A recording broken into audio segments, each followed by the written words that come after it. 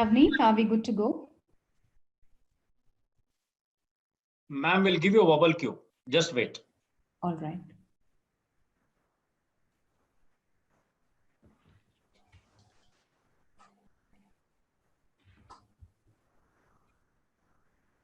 Ma'am, we are live now. All right.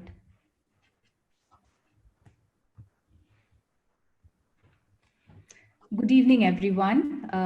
Dear mentors, teachers, colleagues, friends, and all the viewers. Welcome back to the third episode of the X-Files Ocular Oncology with the Young Stars.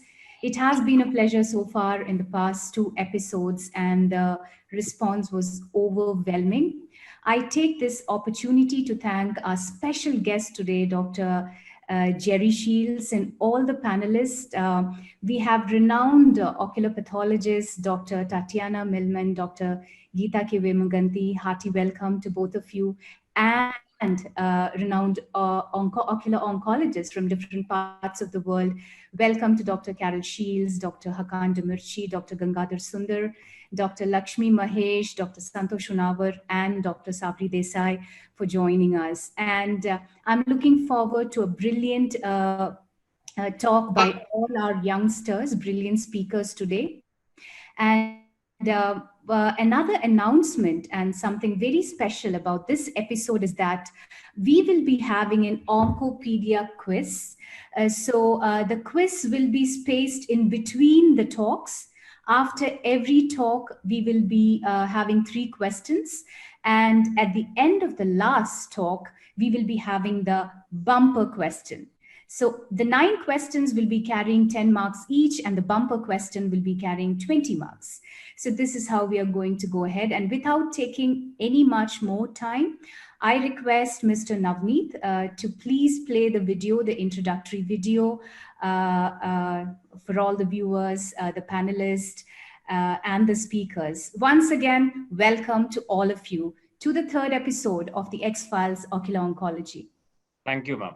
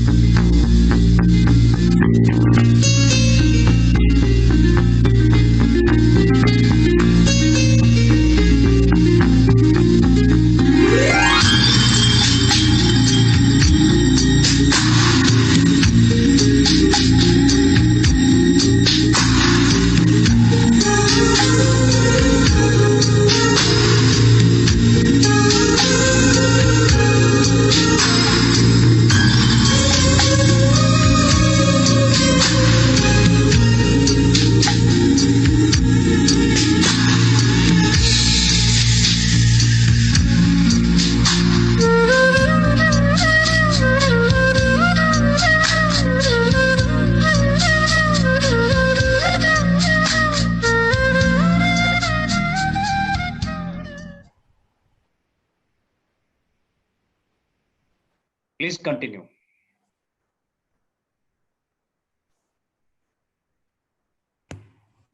So in the outset, I would really, really thank Microlabs for this continuous support where they have actually been encouraging us in the academic front and doing all the possible things to make this possible. The number of episodes that we have done, and we are definitely looking forward to collaborate with you in the future episodes as well. So thank you very, very much, Microlabs. Now we go ahead to our special guest, our dearest, our beloved, Dr. Jerry Shields. He is the mentor of mentors, and he has a special place in most of our hearts. And I would take this opportunity to welcome Dr. Santosh Unawa, who is the first fellow of Dr. Jerry Shields from India, to give an introduction to our beloved mentor here. Dr. Santosh, please go ahead. Thank you. Thank you, Feroz. It's very fortunate that I'm being asked to introduce my mentor, Dr. Jerry Shields. Now, who's a lepidopterist? And does anyone know?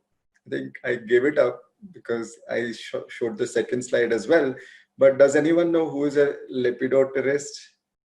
Butterfly. Okay. And what does it have to do with Dr. Jerry Shields? Can you tell us? Well, Perfect. Yeah, sure. So that's the story of Jerry Shields. He was born in Kentucky and grew up in a large farming family, youngest of the 8 children. Very beautiful life in Kentucky, rural background. And how handsome he was as a young boy. That's young Jerry Shields. And he had a band. Look at that. He had a lot of extracurricular activities. Of course, he was studious and he was a basketball player, right? So that's young Jerry for you. Life was very colorful, it seems, but his interest in butterflies actually changed his life. So his interest in butterflies developed a keen interest in science and biology, and that prompted him to apply to University of Michigan Medical School.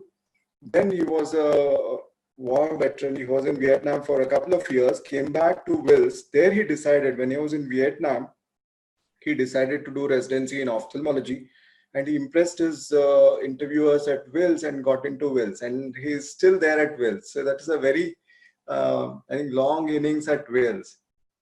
After basic residency at Wills, he did a pathology fellowship at AFIP. Having been inspired by Dr. Ronald Green, he went to AFIP to do a pathology fellowship, came back to Wills for a retina fellowship, and started Ocular Oncology, probably the first designated department of ocular oncology in the world. Integrated ocular oncology service, starting from eyelids to optic nerve, it deals with everything. And he became a faculty on Wills, and all this because of his tremendous willpower driven by his passion for butterflies. There he met Dr. Carol Shields, who was his resident. And that's their marriage picture. Very beautiful. Look at them beaming with pride. And then there are a series of 7 kids. Very prolific. And this is a recent family picture. I think this is a little old. Anyway, this is the picture that I had. Beautiful family picture. This data is also old. I think now he has crossed 2,000 plus publications, which we can't aspire to have in 10 lives. So passion lives on. Jerry is a selfless teacher. He teaches everything that he knows, and he's a lifelong learner. He's very passionate about reading manuscripts and articles, and he's a good reviewer as well. That's the Shields couple. Some fun moments. And that's my time at Wills. There I was 20 years ago. That was in 1999, 2000.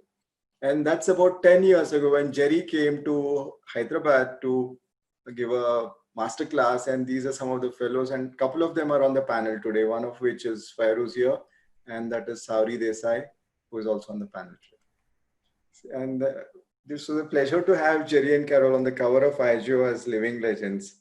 That was in December 2019, and I'm very proud to do that. Invite Jerry for his talk.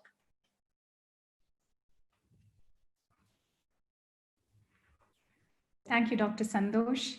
And may I invite Dr. Jerry for the talk.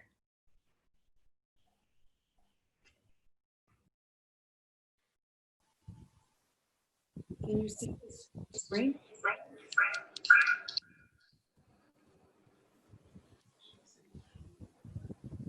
The slide is visible, Dr. Carol. Okay, good. Jerry, you're on.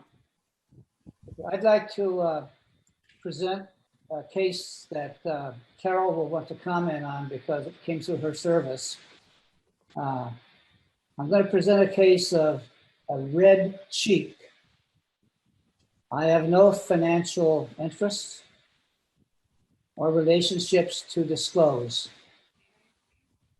A 6-month-old girl with red cheek at age 2 months.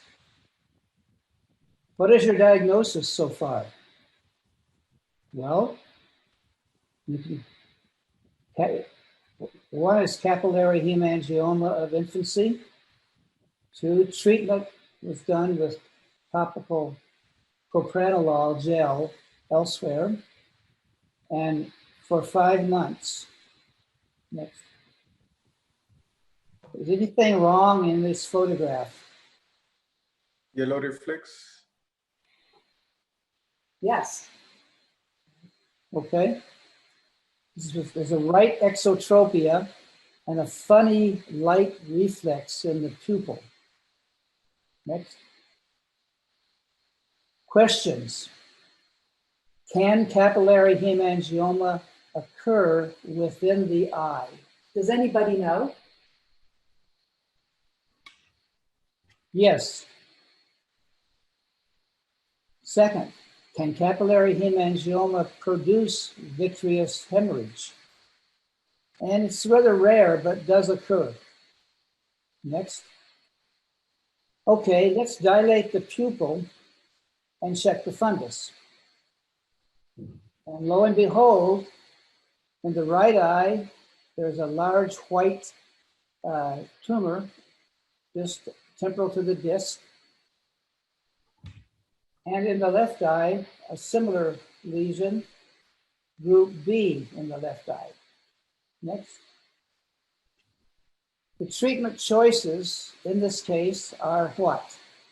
Intravenous chemotherapy, intra-arterial chemotherapy, plaque radiotherapy, external beam radiation, or enucleation.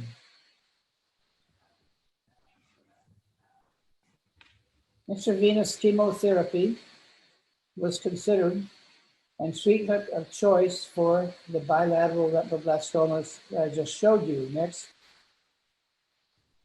Here are tumors first seen before chemotherapy. Next.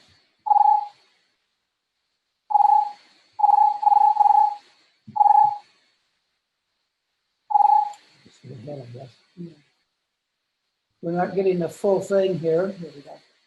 So here are the tumors at date first seen before chemotherapy. After intravenous chemotherapy, 1 cycle, the tumors were regressed. Here are the tumors at date when first seen. Then we consolidated each with TTT. After intravenous chemotherapy of 6 cycles, is something wrong here? Do you see something wrong? Next. What is this gray material seen superiorly and inferiorly? What could be wrong? The right eye has recurrent subretinal seeds and recommended intra-arterial chemotherapy for this. Next. The other tumor that appeared was a large one, as shown here, after intra-arterial chemotherapy. Next. Larger subretinal seeds are seen. Recommended plaque radiotherapy because the tumor appeared to be chemoresistant. After plaque radiotherapy, please note that all the tumors were controlled, even those ones I just showed you. Next. Plaque radiotherapy, therefore, we've learned, still plays a role in retinoblastoma management. Next. So in summary, this was a young child with unrelated cutaneous capillary hemangioma of infancy, found with retinoblastoma. It is chemo resistant, controlled with plaque radiotherapy, and very nicely, both eyes were saved and continue to do well after a couple of years. So plaque radiotherapy indeed still plays a role in retinoblastoma management. Thank you. This was mostly worked up by Carol, who is shown here for her good work. I do think it's important to keep plaque radiation in the armamentarium, because occasionally you're going to find that you're unable to get enough chemotherapy because maybe the retinal vessels are sclerosed. And we have found even when recurrence occurs on top of a calcified regressed tumor, we're more successful with plaque than we are with chemotherapy. Because often those recurrences on the top of a regressed tumor have very little blood supply. So radiation is necessary. Okay, any other questions? So thank you. Thank you, Dr. Jerry, and thank you, Dr. Carol, for this one message from this wonderful case over here. Does Dr. Santosh, do you want to comment or do you have any questions? You're muted, Santosh. Yeah, so it was a great case. I have no comments over the case, but I just wanted to ask Jerry to say a few words to encourage youngsters to take up ocular oncology. So to give some advice to the young students, I'll ask Jerry, what are 3 important things that you did in your career that you think would be wise for these young stars, young students? Well, it's good to do fellowship training. There weren't many when I started, but after that, we began to take on fellows, and we're honored to have had so many excellent fellows that have trained with us. So that's very important, is to take good fellowship training at this day and age.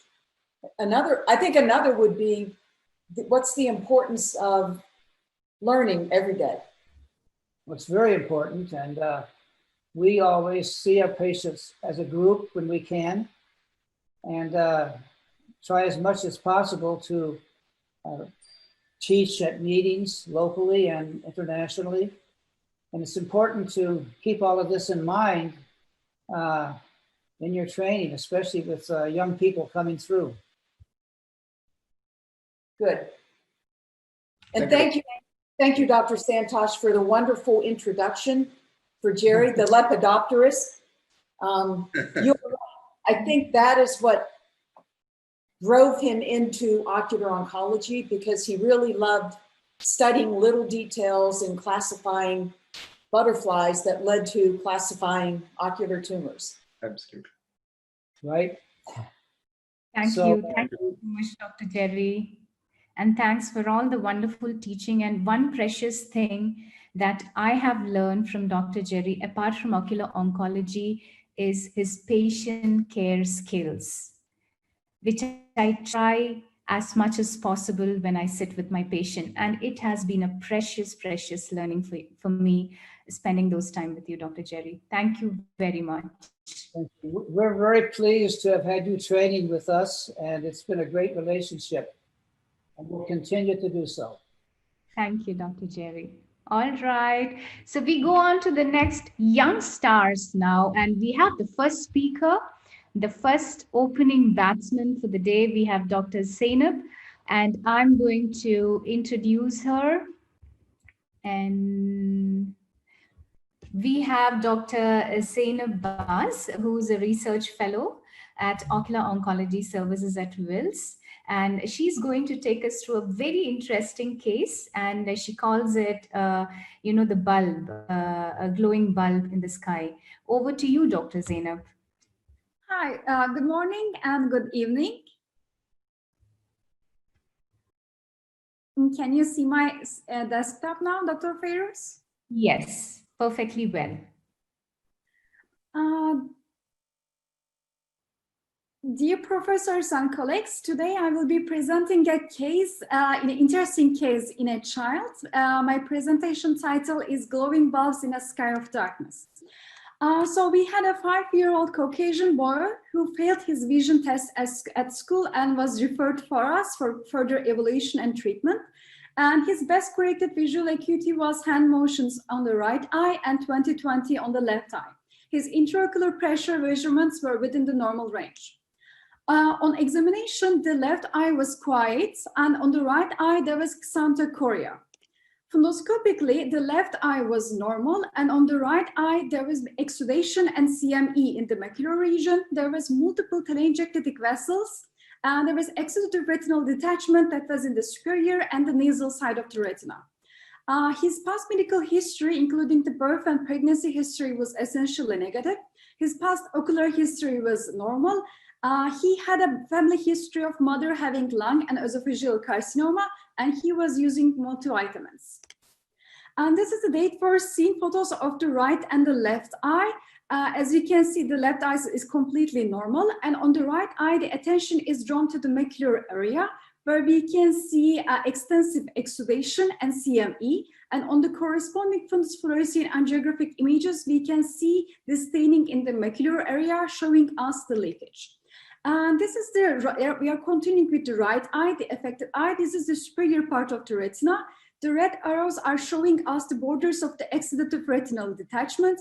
We can also see extensive exudation here, telangiectatic vessels, and this is the exudative retinal detachment continues, extends to the nasal part of the retina. And on the corresponding fundus fluorescein angiographic images, the blue arrows are showing us the capillary non-perfusion areas and the capillary dropouts. The green arrows are showing us the telangiectatic vessels, and we can see multiple bright spots in a sky of darkness, which are the micro and macro aneurysms, which are called light bulbs. And this is the inferior part of the retina. We can still see the capillary non-perfusion areas and still some microaneurysms. And this first photograph is the date first seen OCT. What we can see is there is a trace epiretinal membrane with CME, and there is some subretinal and intraretinal exudation. So the clinical picture, together with the telangiectatic vessels, CME, exudation, and exudative retinal detachment, was consistent with Coats disease. So we gave a treatments of laser photocoagulation and cryo over those telangiectatic vessels, and we gave a subtenon Kinelog.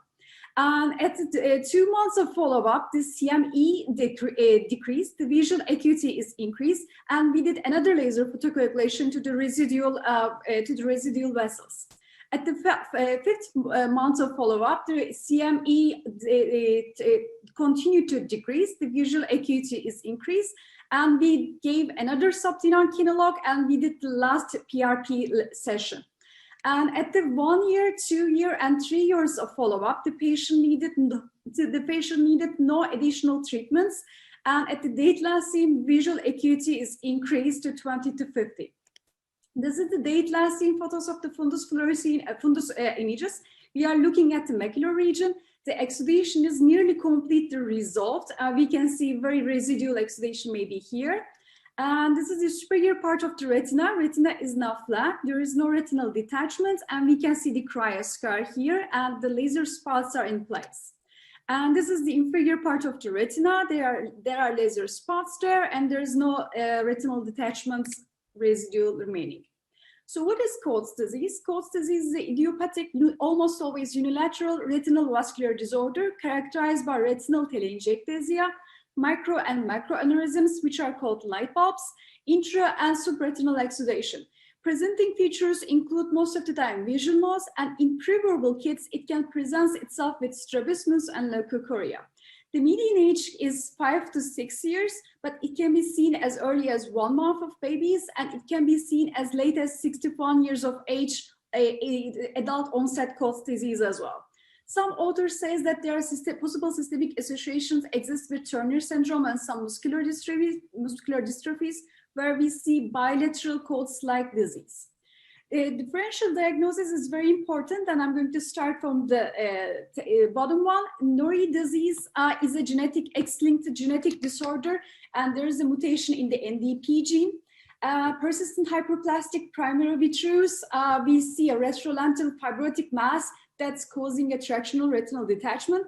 Congenital cataract is easy to diagnose, and in retinopathy of prematurity, there is a history of premature birth. And in the basic cases of the retinal detachment, we don't see that much of exudation or classic telangiectatic vessels. However, the most important differential diagnosis happens between retinoblastoma and Coats disease.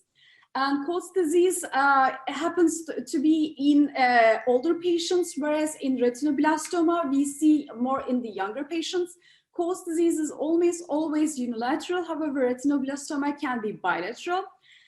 In Coats disease, telangiectatic vessels are classic, and in retinoblastoma, it may be seen in some with tumors. Vitreocytes is not a feature of Coats disease. However, we can see vitreocytes in retinoblastoma. Intraocular mass is absent in the Coats disease. However, in endophytic cases, we can see in retinoblastoma. Calcium is not a feature of Coats disease. However, with ultrasonography and computerized tomography, we can see calcium presence in the retinoblastoma. And we see telangiectatic vessels leakage in the fundus fluorescein angiography in Coats disease. However, in retinoblastoma, we see double circulation. According to the staging classifications, there are more than one staging classifications in published literature, but this is the most used one. And the stage 1 is characterized by telangiectasia only. And stage 2, in addition to the telangiectasia, it's with exudation. And in stage 3, in addition to telangiectasia and exudation, we have retinal detachment. And in stage 4, we have glaucoma on top of retinal detachment. And in stage 1, it's the advanced end-stage disease. So our patient had telangiectasia, exudation, and retinal detachments. So our patient had stage 3A2 disease. And this classification is done by Dr. Jerry Shields. Coats disease management depends on the extent of the disease. If there is no exudation and no subretinal fluid, we may just observe small telangiectatic vessels. We may employ laser photocoagulation on telangiectatic vessels and non-capillary, non-perfused areas in the angiographic images. We can do cryo when there is exudation and subretinal fluid over those telangiectatic vessels. We can use anti-VEGFs and steroid injections, and they may help us to reduce the CME. In the persistent retinal detachments, we can always use vitreoretinal surgery, and in advanced cases, we may use enucleation. There is a study that has studied over 45 years the management of the Coats disease by Dr. Shields, and over time, with greater use of lasers and injections, the globe salvage rate increased. And by outcomes, in a study of 160 eyes with the Coats disease, they found that patients with more advanced disease had poorer visual acuity at date first seen and date last seen. In another study of 351 eyes with Coats disease, they found that younger patients had more advanced disease and were more likely to require enucleation. So our conclusions, our take-home messages is Coats disease must be differentiated with retinoblastoma, and its prognosis depends on the extent and the staging of the disease. And OCT imaging can help us to detect subtle features and can be used for the disease monitoring. And earlier detection and prompt treatment allow us to have better improved visual outcomes. Thank you for listening to me.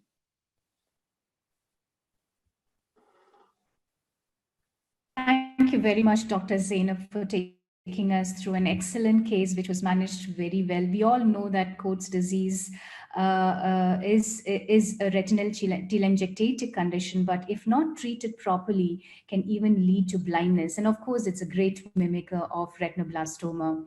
May I request Dr. Santosh Honavar and Dr. Hakan Demirci to take the panel discussion of this particular case. Over to you. Thank you. Hakan, you can go first.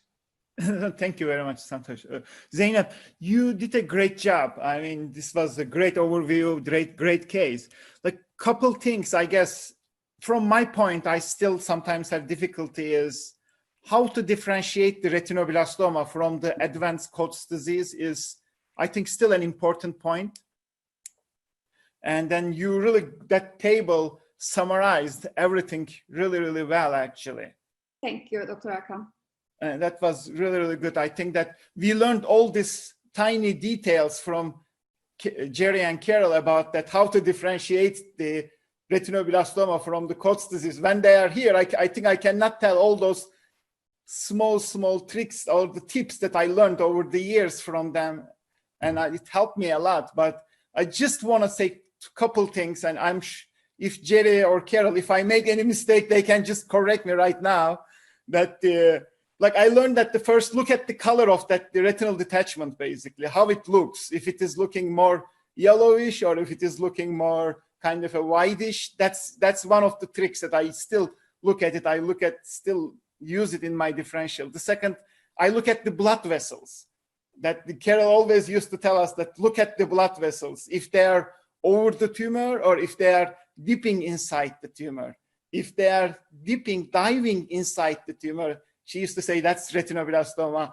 I still look at, when I see a case that I cannot differentiate, I still start to track all those blood vessels. If they are over it or if they are like diving inside the tumor, I think that's very helpful trick.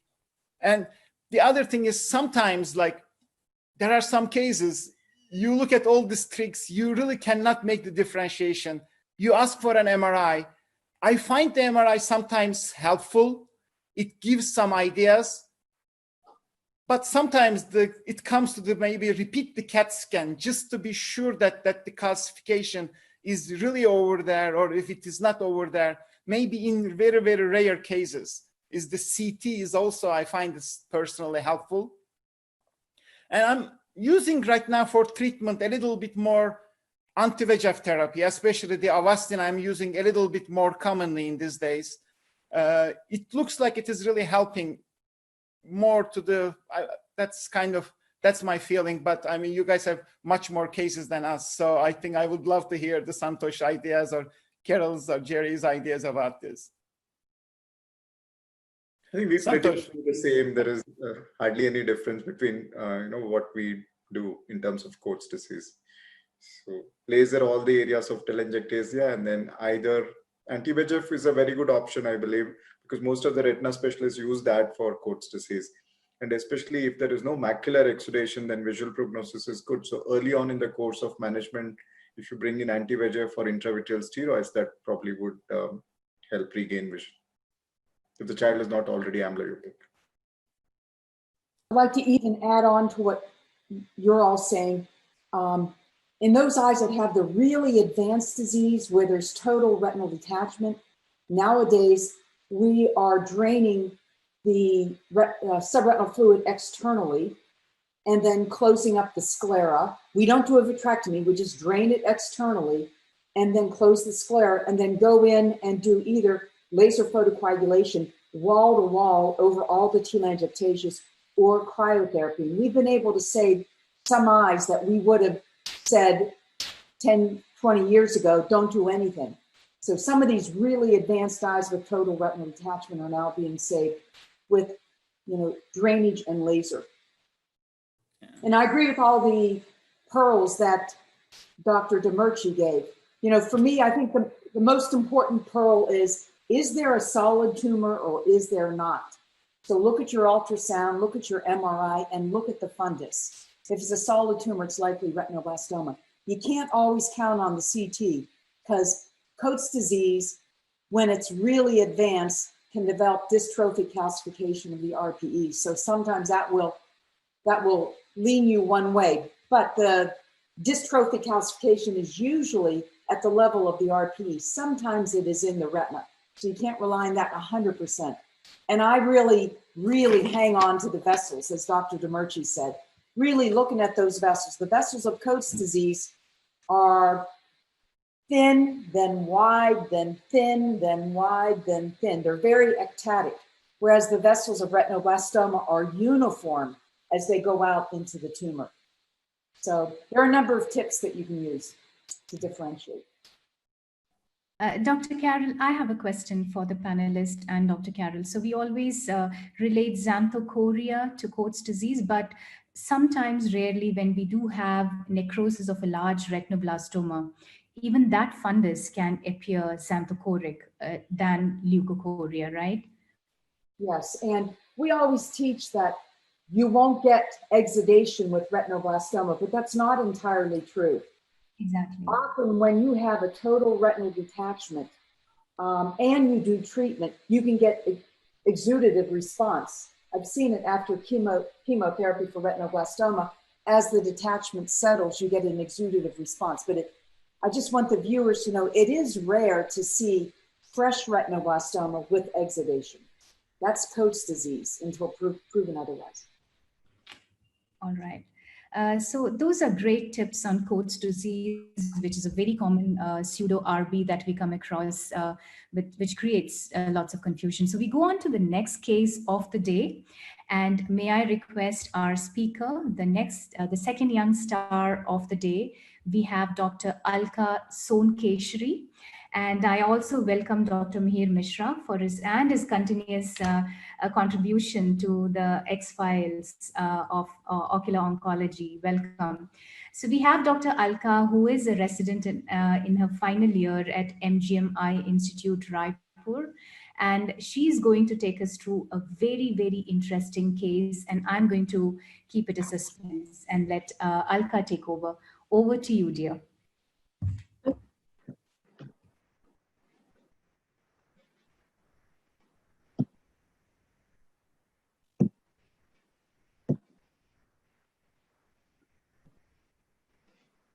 Thank you, ma'am. Is my screen is visible? Yes. The Okay, screen is so visible. Go ahead. okay, thank you. So, good evening, everyone.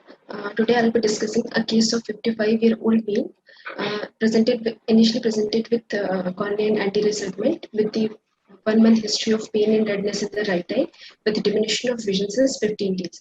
So, on presentation in the left eye, all the anterior and the posterior segment findings were clinically unremarkable except for the early cataract changes, whereas in the right eye, his visual acuity was no perception of light with diffuse conjunctival congestion with corneal edema, with grade 1 anterior chamber depth and the intraocular pressure of 41 mm of mercury and with total cataract, so which was obscuring the view of the posterior segment. So for that, the right eye B-scan ultrasonography was advised, and it was found that in the B-scan, there is low to medium eco-reflectivity seen in the vitreous cavity, which was initially suggestive of vitreous hemorrhage. And in the immersion scan, we can see the posterior capsule was found to be intact. So after the glaucoma and the retina clinic opinion, we made our provisional diagnosis of right eye phacomorphic glaucoma with total cataract and vitreous hemorrhage, and for the left eye, the early cataract was made. So, and he was started on systemic as well as the topical anti-glaucoma medication, and he was planned for small incision cataract surgery under nil visual prognosis. So, on post-op day 1, his visual acuity was no perception of light, and on slit lamp examination, there was still persisting corneal epithelial edema with the shallow anterior chamber and the intraocular pressure of 36 mm of mercury. And on examination of posterior segment, there was a brownish mass lesion which was approaching up to the pupillary area. So to confirm this finding, he was advised for repeat B-scan ultrasonography. And here we can see in this repeat B-scan photograph a large, moderately intense mass lesion, which is measuring approximately 17 into 15 millimeter in size, arising from the ocular coat and occupying almost whole of the vitreous cavity. So after the opinion from the Ocular Oncology service, we revised our diagnosis to right eye choroidal melanoma or masquerade syndrome. And to rule out any systemic metastasis, he was advised for systemic evaluation, and he was asked to continue his treatment with review to clinic as early as possible. But he was lost to follow up, and he came after 1 month with this report, and which is suggestive of the T2 hypointense lesion arising from the inner coat of the right eyeball, which was suggestive of malignant choroidal melanoma of the right eyeball, with no intralinear extension on the basis of MRI brain imaging.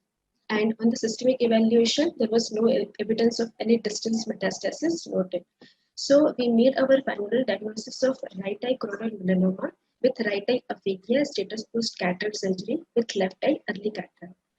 And he underwent right eye enucleation under general anesthesia, and the enucleated right eye with its optic nerve stub was sent for routine histopathological examination. And here we can see in this photograph there is gross as well as the microscopic detail of this enucleated eye, which is suggestive of epithelioid type of malignant melanoma of choroid.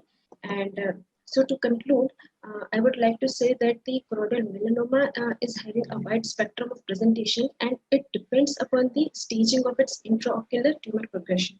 And sometimes it may lead to the masquerades as the phacomorphic glaucoma with acute angle closure in our case. So for that, the meticulous examination and good imaging with the graded intervention will help in the proper management of the disease. So lastly, I would like to thank all the consultants and my seniors. So, thank you. Thank you, Dr. Anna.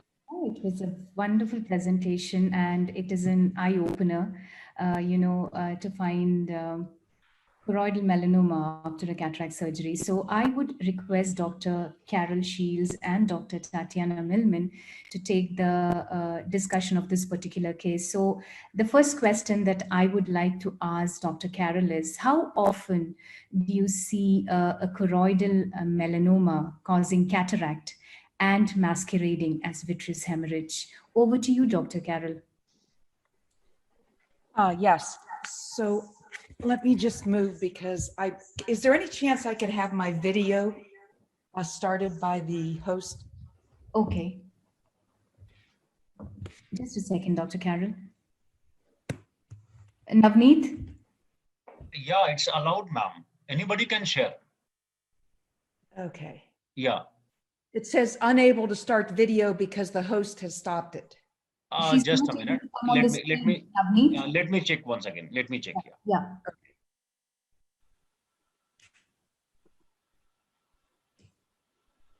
I can still talk. So here in the United States, thank you.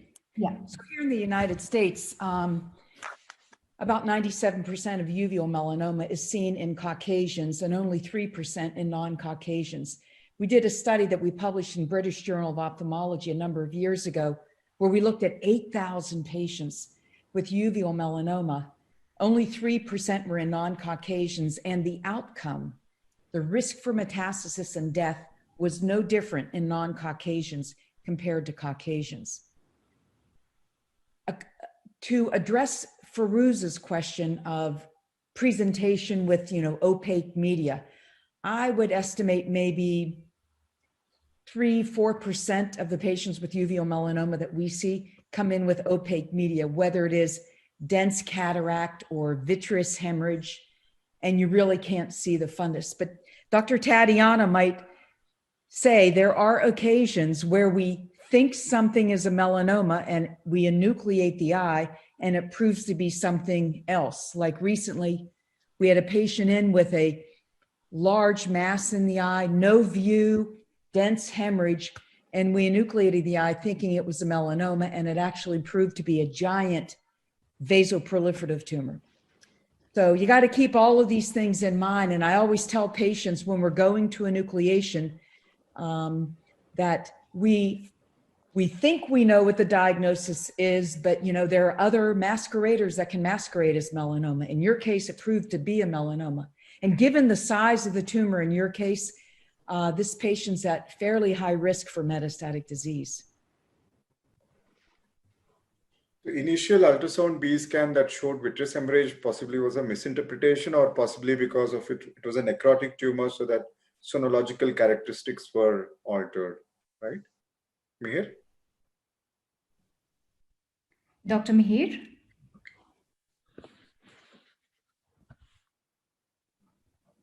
Dr. Mihir?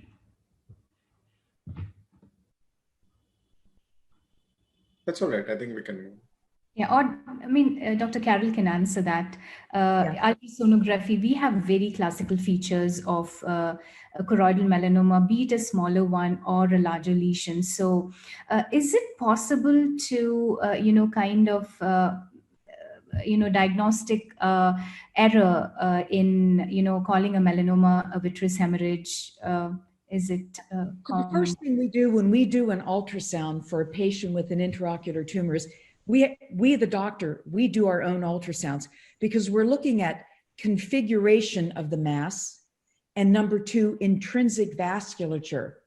And if there's no intrinsic vasculature, then you start to think, could this just be a big hematoma in the eye? But if you do see pulsation of the vasculature, then you feel that this is a solid tumor. In this case of yours that was presented, this tumor had a very odd configuration. It looked like it was taller than it was wide. And most melanomas, the base is twice the thickness. So if you have a 5 millimeter thick tumor, your base is at least 10 millimeters in diameter. And this looked like it was really high, like it might have been 14 millimeters in height and maybe 10 millimeters in base. So it was a very odd situation. At least here in the United States, if a patient has no light perception vision and a mass in the eye, and your patient had glaucoma, enucleation is the treatment of choice. That's true. Actually, what happened that patient presented with the cornea consultant because it was an anterior segment type of picture. So then it went to retina glaucoma. Then at last it came to the ocular oncology part. So in that interim phase, that was taken to be an acute phase because of the high pressure and also the symptoms. So they went.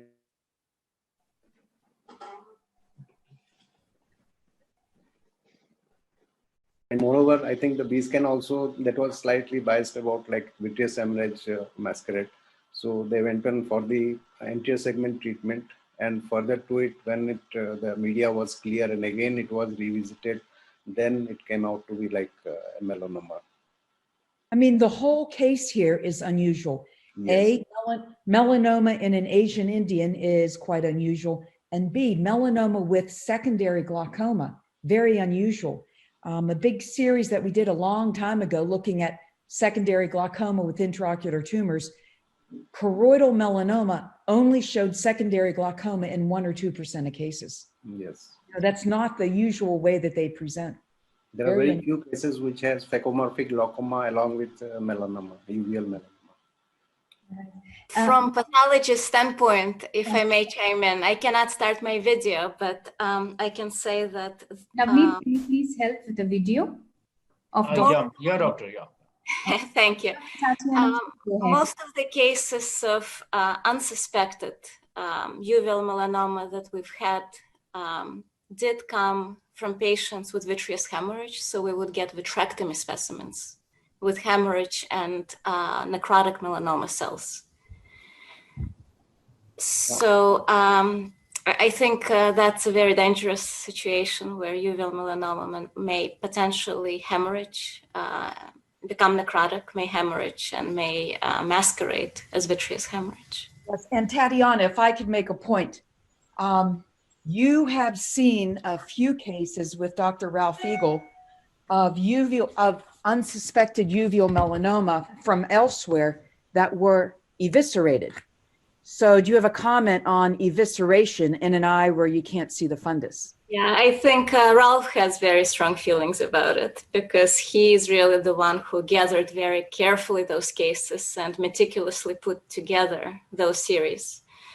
In general, I think going back to Dr. Carroll's comment, these are the eyes, the blind eyes, without careful history are the ones that really need to be worked up with ultrasound clinically, very carefully before proceeding to evisceration, and evisceration contents should not be discarded.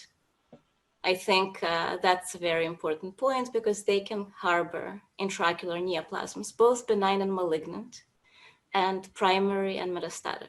So I think we would be doing our patients a disservice if we discard intraocular contents. Or Dr. Carroll, would you even like to rephrase it, like if there is any doubt, with as far as the history is concerned, the clinical presentation is concerned, enucleation is the treatment of choice, but not evisceration?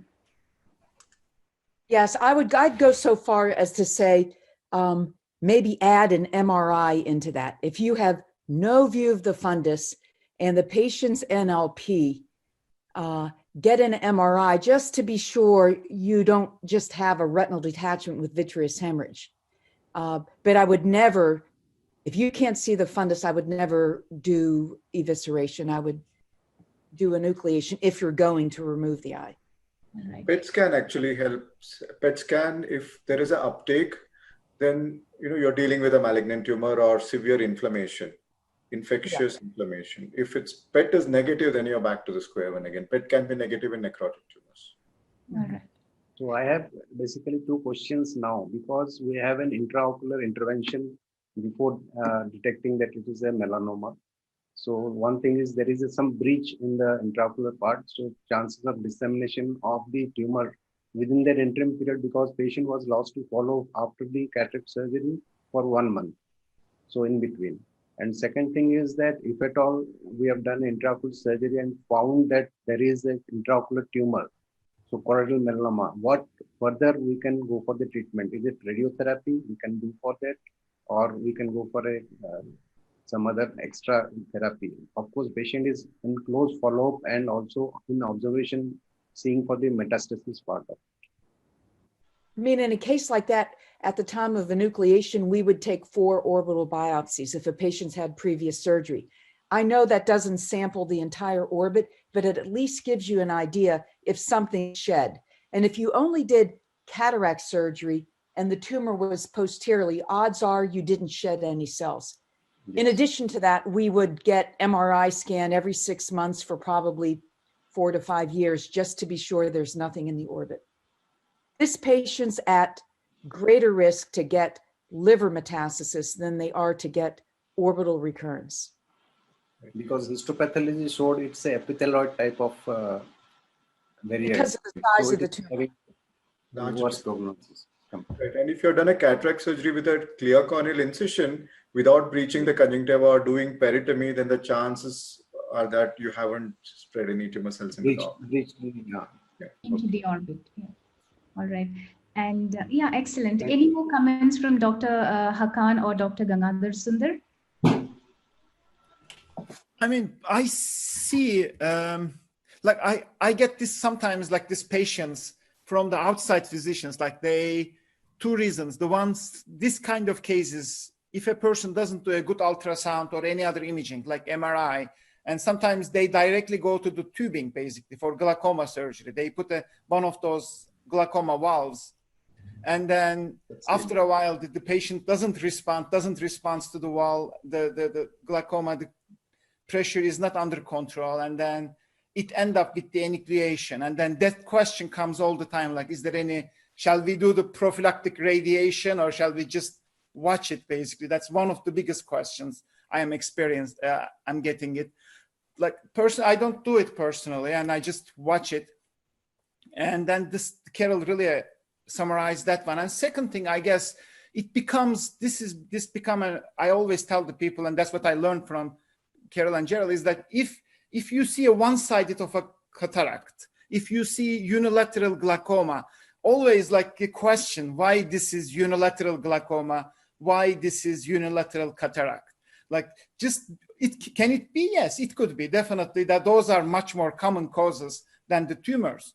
But I think it's a good idea in your mind that if you are seeing advanced unilateral glaucoma, advanced cataract, just ask, why.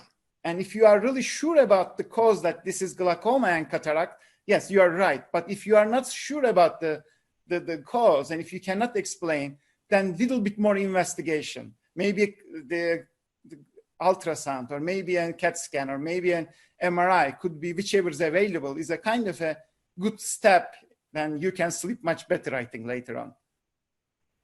Excellent points, Dr. Hakan. Totally agree. And I'm sure everyone in the panel agrees to that. Dr. Gangadhar Sundar, if you would like to share your time.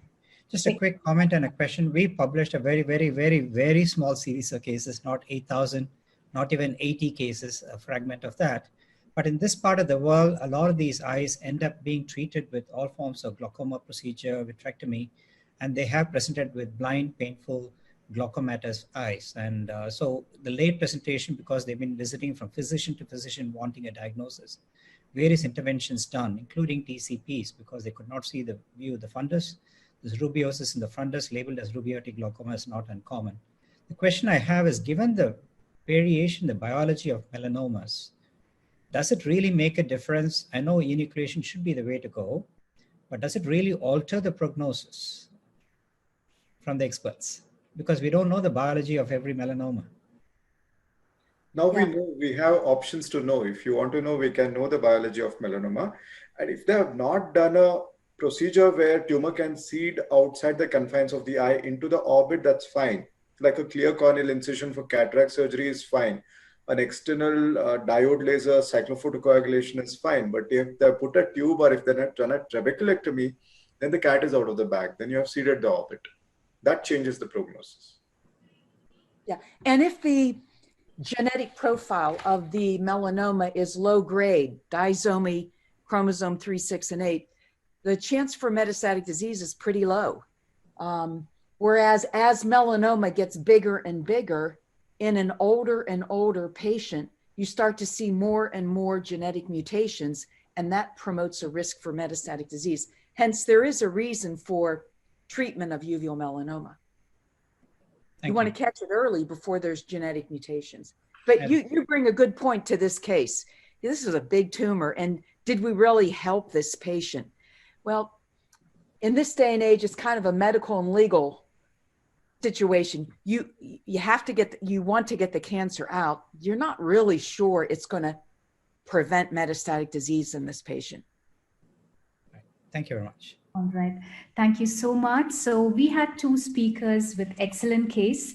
And as a part of today's webinar, we have planned an Oncopedia quiz, which initially I have explained that we are going to insert 3 questions after every 2 presentation. So it's time for the first 3 questions today.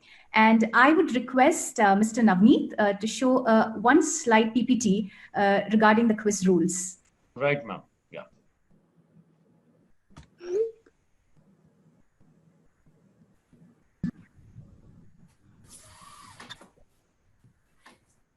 All right. So our plan is 10 questions for the day. And the 10th question will be a bumper question.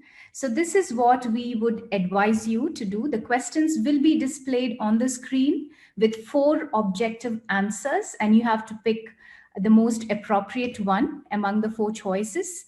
And the participant should send the correct answer message within 30 seconds, preventing you to Google the answer through the message section of this webinar. And the answer should be sent in this form, like if it is like a 1A or 1C or 1B, you have to put the number of the question in front, full stop, and then alphabet. So all the 4 options will be in the alphabetical format, A, B, C, D. And then you mention the number, I'm repeating it, number of the question and the alphabet of your answer with a full stop in between. And that's how we are going to go ahead. And some of them have a doubt as to where, on which platform do they answer. It is on the webinar platform, not on Zoom. Not on Zoom. So the viewers are not there on the Zoom platform. It's on the webinar only, sir. It's on the webinar only. Yeah. Webinar platform. The place where they're watching the program. And in the chat section, not in the question and answer section. Yes, absolutely not, sir. Yeah. In the chat message section. Correct. Okay. Do I have to repeat it once again, Dr. Santosh, for clarity? I don't think so, but some of them are worried about, where to answer. All right. So once again, so that you get it right there very, very clearly. So we will be having questions and the options will be in alphabetical format, A, B, C, D. You will be entering your answers in the message and the chat part of your webinar section where you have registered and you're watching the webinar, and you will be given 30 seconds. So you have to type the number of the question and the alphabet of the right answer. Is there any exclusion criteria? Sorry? Any exclusion criteria No regarding participants? You can participate, but for a consultant and a practitioner, the questions are going to be easy. So it's mainly for the fellows and residents. You're welcome. You're welcome. Yes. All right. So I'll stop sharing, ma'am. Yeah. Yes, please. So we are going to go ahead with the quiz.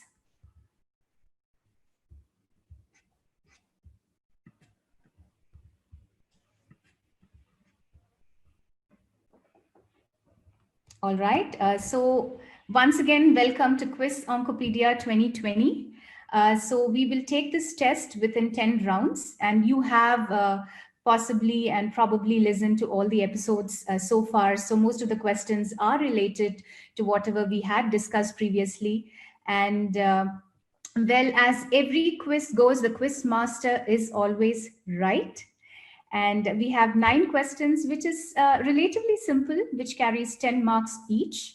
And the last question will be a bumper question, which carries 20 marks. So we're going on to the first question. Just a second, can I interrupt you? There are some questions already because they're not finding the chat section on the webinar. They only have question and answer session. Navneet probably can clarify. So that is the place where they need to mention this answer, where they are sending the questions. Okay. That is the section only they need to answer also. All right. So basically they'll answer in the question and answer session. Absolutely. Absolutely. No chat section again. There is no chat section separate. Yeah. All right. So are we ready? All right. So we are going to the first question of the day. Very simple question. The following histopathological feature is seen in all except A, pineloblastoma, B, medulloblastoma, C, retinoblastoma, D, medulloepithelioma.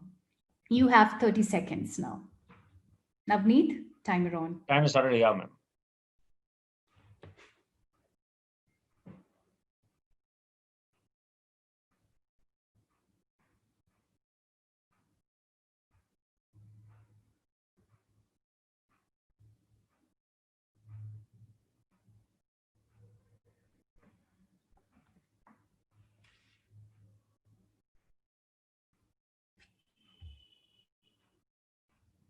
Time over. We're going to the second question. Who coined the term retinoblastoma? We have this famous physician, as you can see here in the picture in your right hand side. A, James Wardrope. B, Frederick Herman Verhoef. C, William Hay. D, Virchow. Time starts now.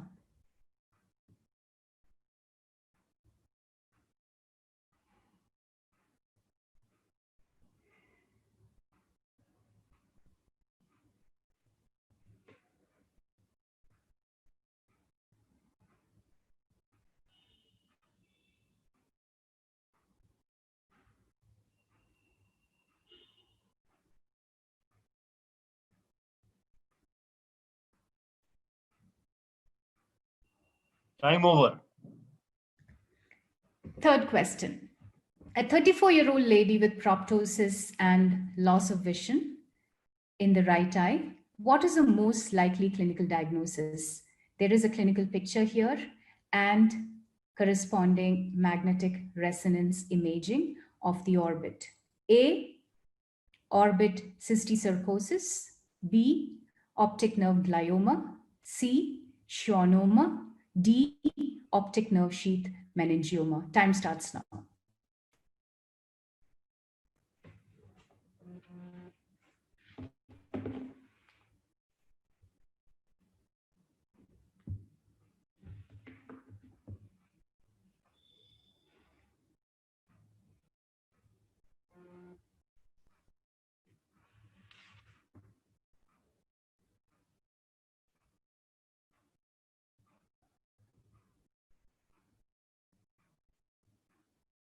Time over.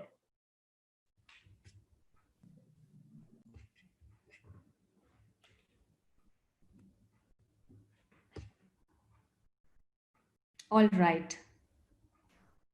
Do we have any technical issues or complaints in the chat section, Dr. Santosh? They're fine, I suppose. But some of the residents or fellows who are on the panel are answering on the chat here, so that's not considered, right? Yes, sir. Yes, sir. That is not considered. Yeah. So they'll have to parallelly log on, I suppose. Yes, they might have to do that. So this is a totally different web link for them, and they might have to use their mobile for the other one for all the speakers here. All right. So yeah, so we are done with 3 questions. Now we go on to the next 2 speakers. So may I take my next speaker on board here? Just give me a second.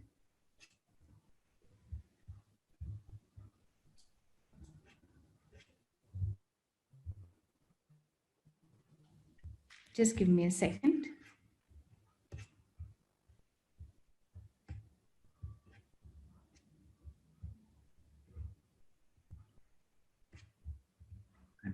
So we have our next speaker, Dr. Hamid Riazi, who is mentored by Dr. Babak, and he is from the Farabi Eye Hospital, Tehran, Iran. He is done his fellowship in vitreoretina, and he's going to take us through a very interesting case, kind of continuation to the previous case as well. Welcome, Dr. Riazi. Welcome, Dr. Babak. Over to you, Dr. Riazi. Hi, I'm so honored to be a part of this webinar, and thanks for having me here. So my case is about 34 years old female. She had history of new onset headache for over 3 months, and she had no documented history of cancer or other disease. She had been evaluated by a neurosurgeon, and in the MRI they saw a solid mass in stellar region. So the patient had been undergone open craniotomy and incisional biopsy. And the biopsy test reported melanoma. That was interesting for them, and they referred the patient for us. The systemic investigation showed no further metastases, and when they evaluated the MRI, they had noticed a connection between the brain mass and ocular pathology. So the patient referred to Ocular Oncology service. We evaluated the patient carefully. In right eye, you can see exotropia with mild proptosis and also limited ocular motility. The visions were no light perception for right eye and 20/20 left eye, and the IOPs were normal. And in a slit exam, we saw shallow AC, NVI, and near mature cataract, and the fundus was not evaluable due to hazy media.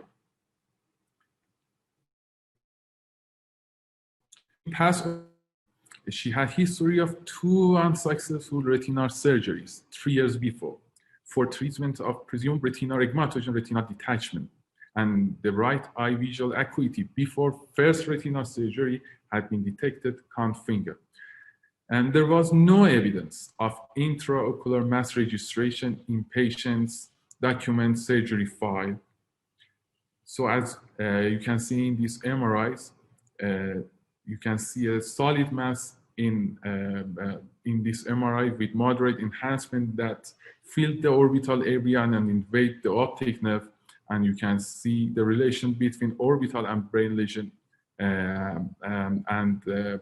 So also the yellow arrow shows a hypointense lesion around the globe compatible with scleral buckling. We think that the scleral buckle might be done, and true diagnosis probably was serous RB due to melanoma. So excitation of right eye was performed for the patient, and the pathology report confirmed uveal melanoma, mostly spindle cells consistent with brain biopsy, with diffuse involvement of optic nerve and also bilateral orbital contents. So our diagnosis was neglected uveal melanoma with optic nerve and also brain invasion. She was referred to radio-oncology service to complete their treatment, and after 6 months, of our first visit, the patient fortunately was still alive. The uveal melanoma metastasis rate is 32% by 5 years to 62% by 5 years after diagnosis. And the most common sites are liver, lung, bone, skin, lymph node, and brain, respectively. And as you know, the brain metastasis is usually observed with multi-organ metastasis. It is worth to note that invasion of the optic nerve in uveal melanoma is not common. And it is reported that post-laminar invasion is seen in 0.6% to 5% of enucleated eyes with uveal melanoma. It seems that increased intraocular pressure and chronic vascular occlusive disease may be due to this different manipulation like scleral buckle, or the tumor itself may induce optic nerve ischemia, and this ischemia may interrupt the integrity of optic nerve tissue and predispose the optic nerve for tumor formation. So thanks for your attention. Thank you, Dr. Riasi, for sharing this excellent case. Yet another case which is much more advanced with a CNS metastasis in uveal melanoma.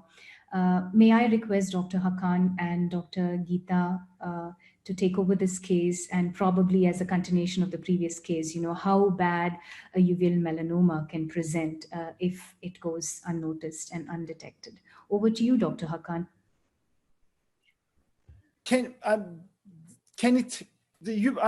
Based on my experience so far, that the uveal melanomas, can it extend or can it develop the extraocular extension? Yes, it is common. At least in my practice, that's not that common. But I usually see about, I will say, maybe 3 to 5% of the patients comes with some kind of an extraocular extension or orbital kind of a component next to the extraocular extension, or big Dr. orbital Hakan, component. just a second, I'm going to interrupt. May I request Dr. Riasi to stop the sharing? Dr. Hakan, please continue. Okay.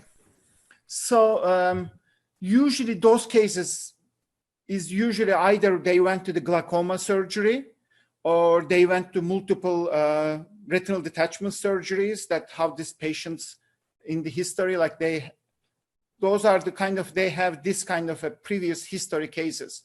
Rarely I have cases who were really neglected, and they come up with a big orbital component.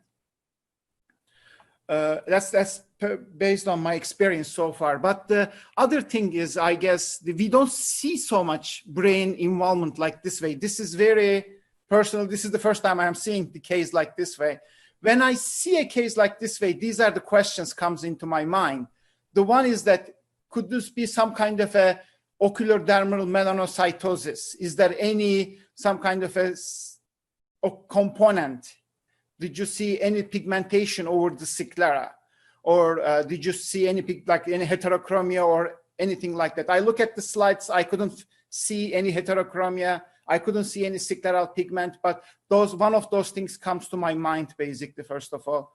And then the second thing is that there is another component, there is another disease called the ocular, the melanocytoma that's happening in the brain or in the meninges, they carries the same gene mutations, actually, GNAQ and GNA11 mutations with the uveal melanoma. They histopathologically, they look like melanomas, but they see much more the epithelioid cells. That comes to my mind, actually. The treatment, we do the exenteration. I don't see any other treatment for these cases unless the patient doesn't want anything. But I think for the local tumor control, you have to do exenteration. That's my experience so far. Thank you, Dr. Hakan. So what you really want to imply would be like a condition like a nevus of Ota, where, we look for cutaneous pigmentation, even, the palatal pigmentation, and, you look at the scalp for pigmentation in order to rule out whether it's, related to meningeal component of the melanoma. Dr. Carol, would you want to comment on this? I totally agree with what Dr. Demirci has said. While this case was being presented, I was carefully checking her eyes to see if there was, and her skin to see if there was melanocytosis, because she could have had two tumors, one starting in the brain and one starting in the eye, that happened to meet in her optic nerve, both from ocular melanocytosis. I will say, in my long career of 3 decades in the field, going on 4 decades, I have seen a case like this in the past. It was a lady who came in to see us, and she noticed visual field loss in her other eye. And the eye with the melanoma was NLP. It went back to the chiasm, and she had hemifield loss in the other eye. That's how she presented. So it's amazing to me how people can neglect tumors. I mean, this lady was NLP, and your patient was NLP. So those are thoughts that I have. Did exenteration make a difference? Probably not. Her prognosis, once you have melanoma in the brain, the prognosis is very poor. But, at least it established the diagnosis. Dr. Geeta, can we hear from you regarding ocular melanocytosis, relation to melanoma and such a presentation? I agree with what they said, but technically I had one query.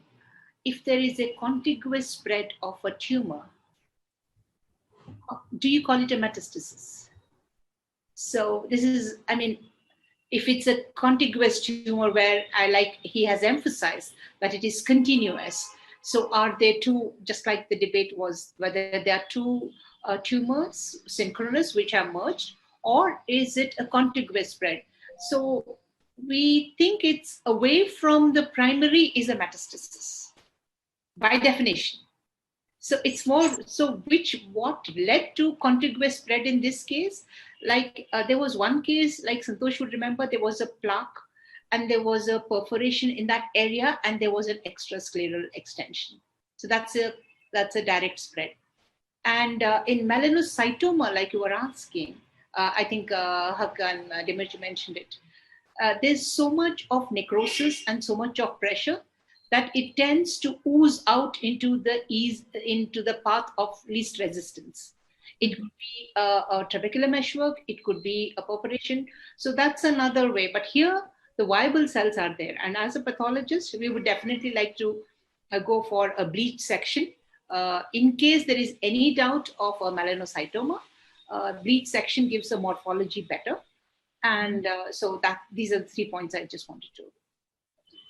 Is there any new immunohistochemistry markers where you can actually, kind of see whether it's originating from melanocytosis or, is it? Yeah. Can I speak? Dr. Payus? Yes. Okay, sure.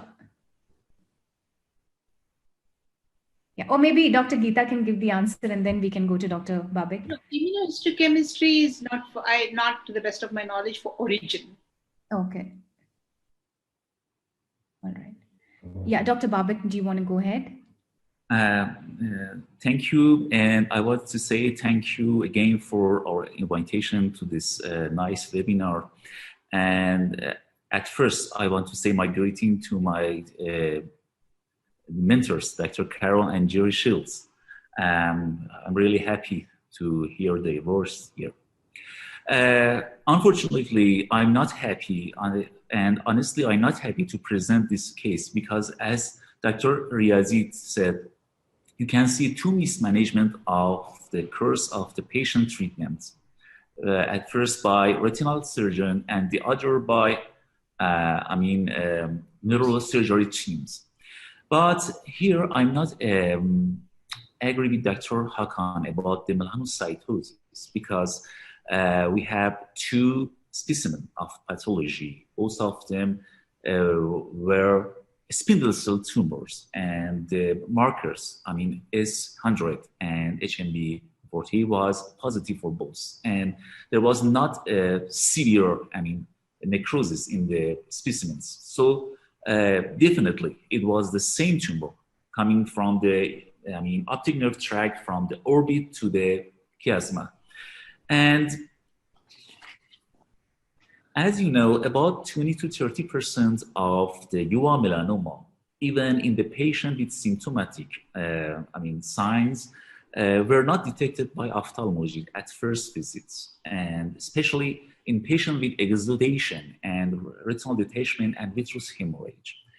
And as you know, choroidal melanoma can cause develop serous retinal detachment, especially for moderate to big sized tumors. But co-occurrence of rhegmatogenous retinal detachment with uveal melanoma is rare, maybe less than 1%.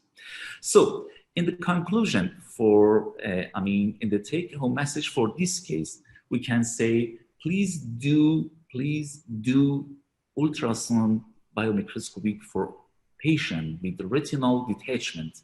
If you couldn't see any hole break, and if you are not sure about the type of retinal detachment, because with this, we go back to the patient's retinal surgery files, there was no registry of ocular mass, there was no registry about the ultrasound, there was nothing about the tumors.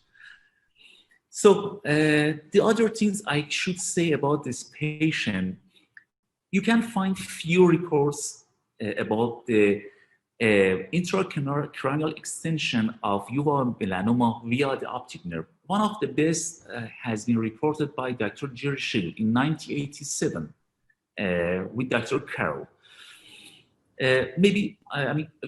You could find maybe 5 or 6 reports about this kind of extension of tumors. 4 mechanisms were introduced about this kind of extension. At first, direct invasion of tumors from prepapillary lesion. The second one, retinal invasion. The third is vitreous seeds. And the fourth is combined of the mechanism can cause this kind of extension. You know, in our case, the patient underwent 2 manipulation for scleral buckling, severe manipulation at least. In our opinion, it caused high intraocular pressure for long time and change in the optic nerve head and vitreous seed. And it caused direct extension of tumor to the brain via the optic nerve. So, scleral buckling can cause, damage to the sclera, and the tumor can extend to the extraocular via the roots and via the needling and suturing. So this case was interesting for us, but Dr. Mahabub, we might have to summarize quickly. It was interesting for us, but in my opinion, it was one tumor in the ocular that extended to the brain. Thank you. Right. Thank you very much. Dr. Geeta, any more comments from you, Dr. Tatiana? Dr. Tatiana? Sorry, I had to unmute myself. Yes, I actually agree with both Hakan and with Geeta about a possibility of underlying melanocytic lesion that predispose this patient to such a dramatic presentation, both in CNS and in the eye. I think both mechanisms can play here a role. You can either have a neuroinvasive melanoma with direct extension, but you can't exclude a possibility of pre-existing melanocytosis that contributed to this picture. And as Dr. Gita mentioned, we really don't have good immunohistochemical markers. They will stay the same.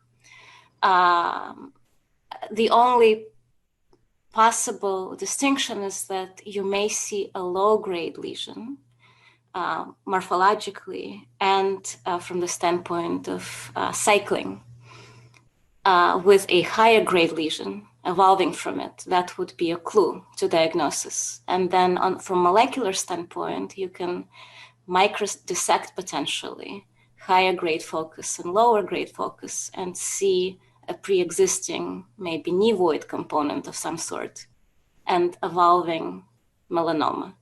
But that is, I think, would be academically very interesting, but from practical standpoint, probably does not really matter. Got it, yeah. Thank you very much. So we go on to the next case of the day, and it has been excellent, take-home messages and points that we got from these two previous cases of uveal melanoma, two different cases, the same entity. So I'm going to introduce my next speaker. We have Dr. Harika Regani, and she is a clinical fellow in the Department of Ophthalmic and Facial Plastic Surgery and Ocular Oncology at Center for Sight Super Specialty Eye Hospital in Hyderabad, and she is mentored by Dr. Santosh Hunawar. So she's going to take us through another interesting case today. Over to you, Dr. Harika. Thank you, ma'am. Is my screen visible? Yes, and you're audible. Thank you. So good evening and good morning, everyone. Today I'll be discussing about another interesting case management. So this is a CT scan of a 3-year-old child who presented with a white reflex to an ophthalmologist. The CT scan shows a left thysical globe with intraocular mass with internal dense calcification. So the child was diagnosed with left eye retinoblastoma, and she was advised with enucleation and systemic evaluation elsewhere, but the parents denied treatment and were lost to follow up. The same child presented 3 years later at 5 years of age with a history of outward protrusion of the left eye since past 20 to 25 days. On close examination, there is a fungating mass seen with islands of necrosis and hemorrhage. On further evaluation, the child had enlarged preauricular lymph nodes and anterior cervical lymph nodes. The CT scan shows left eye intraocular calcified mass with extraocular extension both anteriorly and posteriorly. The CT scan neck shows enlarged anterior cervical lymph nodes and also preauricular lymph nodes, and the FNAC of preauricular nodes was also suggestive of metastatic round cell tumor. So we have come to a diagnosis of primary orbital retinoblastoma with regional lymph node metastasis.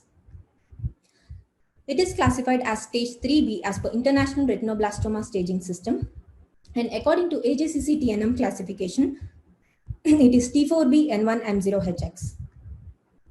So orbital retinoblastoma is relatively more common in the developing countries with poorer prognosis, and mortality rates range from 25 to 100%. The presence of orbital invasion was associated with 10 to 27 times higher risk of systemic metastasis. The frequency of metastatic retinoblastoma range from 4.8 to 11%, and the common sites include CNS, bone marrow, and the regional lymph nodes. The metastasis in RB usually occur within 1 year of diagnosis. There are patterns of metastatic retinoblastoma described, which are trilateral retinoblastoma, regional metastasis, extension into CNS, and the distant metastasis. And the routes of metastasis can be hematogenous through the cerebrospinal fluid, via the optic nerve, and contiguous spread to the adjacent structures and through the lymph nodes. Coming to the management options, the orbital exentration alone is unlikely to cause complete surgical clearance and can preclude surgical relapses. And orbital EBRT alone cannot take care of systemic metastasis. Intensive chemotherapy alone is unlikely to provide a residual orbital disease. So traditionally, the aggressive management with a combination of orbital exentration, EBRT, and intensive chemotherapy could prolong the survival of orbital retinoblastoma patients. The patients with the regional lymph node metastasis has a very good outcome, while those with the CNS metastasis have a dismal prognosis. So Honavar et al. Came up with a multimodal management protocol for the orbital RB patients, which increased the chances of life salvage. So, which is the high dose chemotherapy for 6 cycles, followed by appropriate surgery and radiation, and to complete adjuvant chemotherapy of 12 cycles. So, we have given high dose chemotherapy with vincristine, etoposide, and carboplatin for 6 cycles in our patient. The patient did respond well. The eye went into phthisis. The tumor was resolved. The orbital component was resolved, and the eye was amenable for enucleation. Unfortunately, the patient was lost to follow-up. The child presented 1.5 years later with a vascularized growth replacing the eyeball. We have given additional 3 cycles of high-dose chemotherapy, and the patient tolerated well. After enucleation, IMACT was given to the orbit, the preauricular nodes, and the 11-2 nodes with 4,600 centigrade per 23 fractions. So we have completed the high-dose chemotherapy for 12 cycles, and appropriate imaging and the bone marrow CSF were done. The child responded very well, and the customized ocular prosthesis was placed. The child has been doing extremely well over the years with a reasonable cosmetic outcome. So the deadly tumor can be unmasked successfully with an appropriate management. To conclude, detailed clinical examination of lymph nodes is important for early detection of regional metastasis. Intensive multimodal management leads to better survival outcomes, and a detailed counseling for the prompt treatment and long-term follow-up is mandatory. I thank my mentor, Dr. Honavar sir, and Dr. Fairuz for giving me this wonderful opportunity. Thank you so much. Thank you, Dr. Harika, for this excellent presentation. May I request Dr. Gangadhar Sundar and Dr. Carol to take over the discussion of this case. And I'm sure retinoblastoma in the part of United States of America, you don't see much of orbital retinoblastoma, but this is a challenging situation in Asian countries and the low developing countries. Over to you, Dr. Gangadhar, so that you can have a mix of discussion between both of you. Thank you. Thank you for sharing this case. And Santosh started off the meeting with lepidopterist. And Dr. Jerry Shields was a fan of butterflies, and he got inspired. The way I saw that particular slide was the butterfly effect that I mentioned about. How his inspiration, his innovations, and his passion towards developing ocular and ophthalmic oncology has spread far and wide, way far away from where he's been sitting and practicing, he and Dr. Carol Shields. So just compliments to the lepidopterist once again. As a result of this, Dr. Santosh has come up with this beautiful protocol where in the past, orbital retinoblastoma was always deemed as poor prognosis. No matter what we did, the child died. And I am guilty of having exemplated some of these orbits donkey years ago. And these new protocols, high dose protocols, have completely changed the way we manage these patients. Despite the knowledge that is aware in this part of the world, people still think that once you have an extraocular disease, they equate extraocular orbital disease with systemic disease and intracranial disease. And a lot of times ophthalmologists give up. And I think your protocols now try to highlight the point that high-dose chemotherapy neoadjuvant, followed by enucleation, followed by adjuvant chemotherapy and radiation. And somehow the entire protocol has not stuck with a lot of ophthalmologists in this part of the world. I think that awareness has to be increased, which is very different from intracranial extension of retinoblastomas. So that's the only comment I just wanted to make. And the second part of the comment I wanted to make was, I never blame parents and children for delaying treatment. Every mother takes their child to a neighborhood physician, a healthcare worker, or even an ophthalmologist. And the barriers to enucleation is because we fail to rehabilitate these patients effectively, as well as the presenter has done. And the stigma of disfiguration of this child going to school and effectively managing the patients is what I think has been a barrier to enucleation, rather than the mother saying no to medical innovation. And now I'll throw it open to Dr. Carol Shields to give her expert input. So I'd like to also thank Dr. Honavar for his great introduction of Jerry. But I have to say, what we have learned here in the United States about treatment of metastatic disease has come directly from Dr. Hanavar and Dr. Farouz. I have to say that, and that is the truth. And what we do here is patterned after what you have taught us. So there was a very important paper that came out in JAMA Oncology 2020. It was entitled Global Retinoblastoma Presentation and Analysis by National Income Level. And this was directed by Didi Fabian, who's in Tel Aviv, Israel, and he's a retinoblastoma specialist. And he collaborated thousands of 4,000 new patients from 153 countries just to look at the difference in retinoblastoma presentation based on income level. And he found that those children who present in high income countries are diagnosed at a mean age of 14 months, and only 0.3 have extraocular retinoblastoma. So we hardly see this in the United States. But those that come from low income countries were diagnosed much later at a mean of 31 months, and 19% have extraocular retinoblastoma. So a lot of it depends on, the development of the country. In our hands here, we do occasionally see extraocular retinoblastoma. When I talk to my pediatric oncologist, she always tells me, Carol, we can treat pinealoblastoma, we can treat lymph node metastatic disease, and we can treat orbital mets. But once the metastasis gets into the brain, it's very, very poor survival, and we generally can't treat that.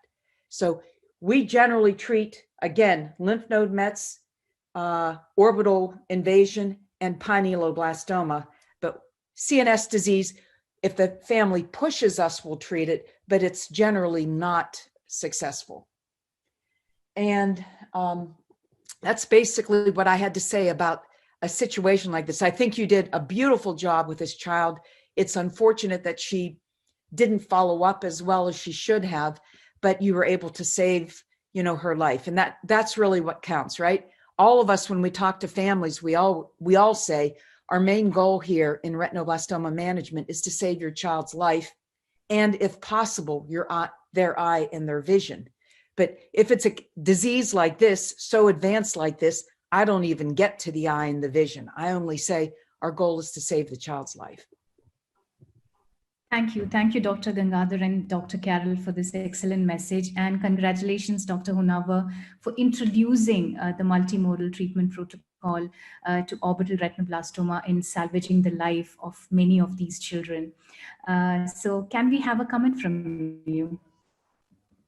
I think whatever I've learned is from Dr. Shields. So credit goes to you completely. I think you and Hakan were fellows at the same time. So I have to say you probably learned a lot from him, and he learned a lot from you. We worked together. Hakan, do you remember? Yes, the dynamic duo. Dr. Hakan, any comment from you? No, after I think all of this, there's no, thank you very much. I don't have any comments. Thanks a lot. No. All right. Dr. Savary, would you want to share your experience in these children not getting enucleated, lost to follow-up? I'm sure we all see this in our practice. Yeah, we do actually see not quite a few, but we do see orbital retinoblastoma. And I think the way I've been seeing that Dr. Santosh has been, drilled in certain points were made during his fellowship training. There are certain ineffable truths that Dr. Hunavar had drilled to us was orbital RBs are not to be given up on. And the same multimodal management is what we do. But there's really nothing more to add except that I've seen him being very tenacious, and we have chased patients by calling them up, not just their relatives during our fellowship days, and getting the patient back to the treatment. And having said that, working in Mumbai, which is a city where patients come from very far, out of all the patients that we've had for RB, we've had 2 patients lost to follow-up, and one of them ran to Dr. Honavar, so which was quite okay. But we learned that you have to go back and get the patients, even if it means, calling up whoever it was required. But we also see a good success rate. I've had one, I think, not in terms of a fungating mass. I think the worst case that I had seen was with 17 millimeter optic nerve involvement. And it's been now 9 years and the child is still alive. Thank you for sharing While that. we are on the topic, may I ask you a question first? Yes, please go ahead. Yeah. Since we're talking about intracranial involvement and people tend to give up, evidence regarding autologous stem cell rescue, because we came very close to salvaging one child who finally succumbed to the high-dose chemotherapy. So can Dr. Shields and Honavar talk about autologous stem cell rescue, please, in these high-risk cases? I'll just make a quick comment over here. So when we talk about high-dose chemotherapy for a medical oncologist or a pediatric oncologist, there is a different regime. So for us, I mean, Dr. Honavar can also clarify this here. For us, it is a regular VEC regime of retinoblastoma, which has a standard dose and a high dose, which is an escalated dose of not all the components of VEC. So it's not as the bone marrow suppression is not that common. Well, there is to some extent, but it's not the same high dose and the different chemotherapeutic agents that a medical oncologist or a pediatric oncologist consider having, bone marrow suppression when compared to the VEC with an escalated dose. Dr. Honavar? That's right. We only escalate the dose, but it is not truly high dose. And in fact, this escalation of dose was suggested by Anna Meadows while I was a fellow at the Wills. So she was very keen on retinoblastoma medical management, and during one of the discussions, she said this could be tried. And that's what, when Vijayanand Reddy visited Dr. Meadows and stayed with her for a couple of months, he kind of had further discussion, and that's how the whole protocol came up. All right. And I just wanted to add that the same discussion that initially when we started doing the orbital RVs, we did face a little bit of resistance from the medical oncologists. And I think showing them, published literature is what was a game changer for us when we started practice 11, 12 years ago. And that really helped them realize that we could give these kind of doses, which help for orbital RVs. So communication was important also as a team. All right. The only thing I can add. Yes, please, Dr. Hakan. Maybe the only thing is, like, we have like 1 or 2 cases right now with the CNS involvement also, and then we use that the high dose. Though it is really the high dose, the COGG protocol with the cyclophosphamide edit on it, with the autologous stem cell transplant. Yeah. It worked for a while, really good actually, but the patient around 2 years later developed with the CNS disease came back actually, it recurred. For 2 years, he did very well. But after 2 years, it just recurred very, very diffuse disease again, actually. At that point, there was no hope. But that's might be it's really prolonged the survival in our case. And then we use the very high dose. Okay. All right. So can we go to the next? Yeah. So we are going to go to the Oncopedia back again for the next 3 questions. So I would like the viewers and the participants to be alert. I'm going to share the slide now.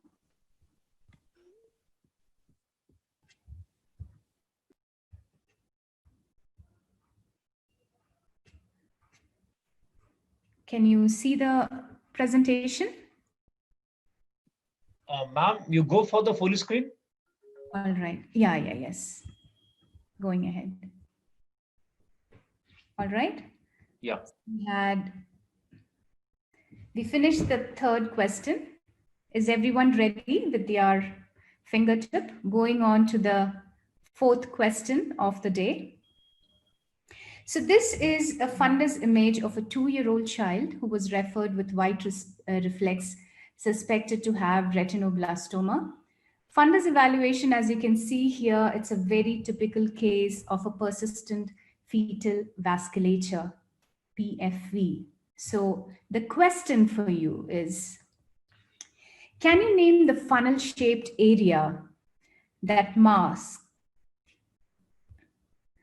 that marks the posterior end of the hyaloid canal over the optic disc. As you can see here, this red arrow mark, can you name this space? Is it the space of Hanover, not Hanover, space of Martigiani, space of Petit, space of Erglet? Your time starts now.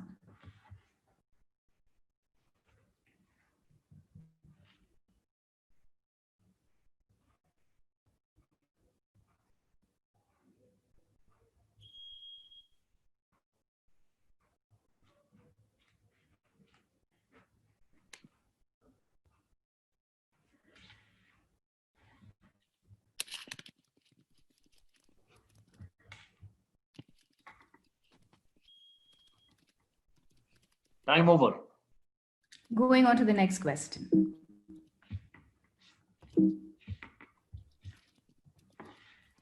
Who among the following famous personalities in ocular oncology inspired a movie based on their life spent as a star athlete?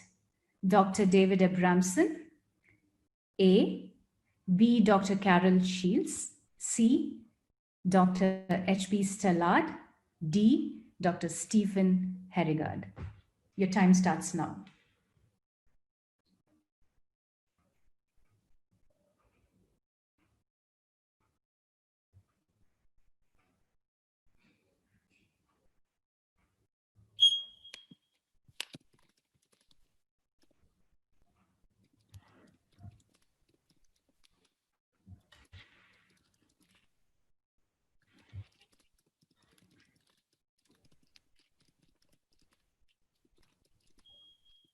Time over.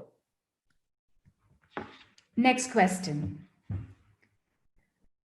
What is the radiation emitted by the plaque seen in this figure? And thanks to Dr. Honaba for this contribution to India from the bark.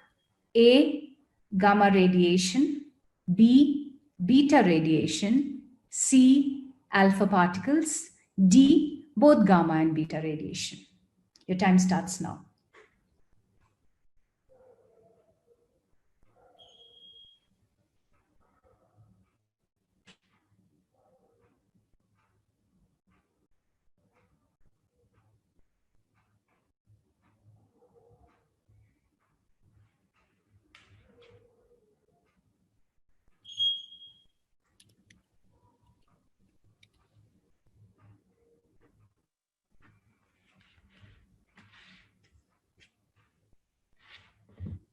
Time over.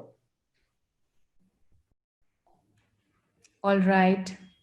So we're done with the questions. And we go to the next speaker of the day.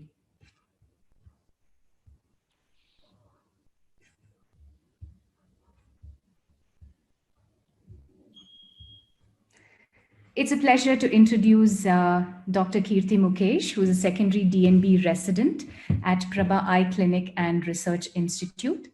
And she is going to take us through an interesting case where a child presented with puffy eyes. Over to you, Dr. Kirti. Thank you, ma'am. Am I audible? Yes, very much. You can share your slide.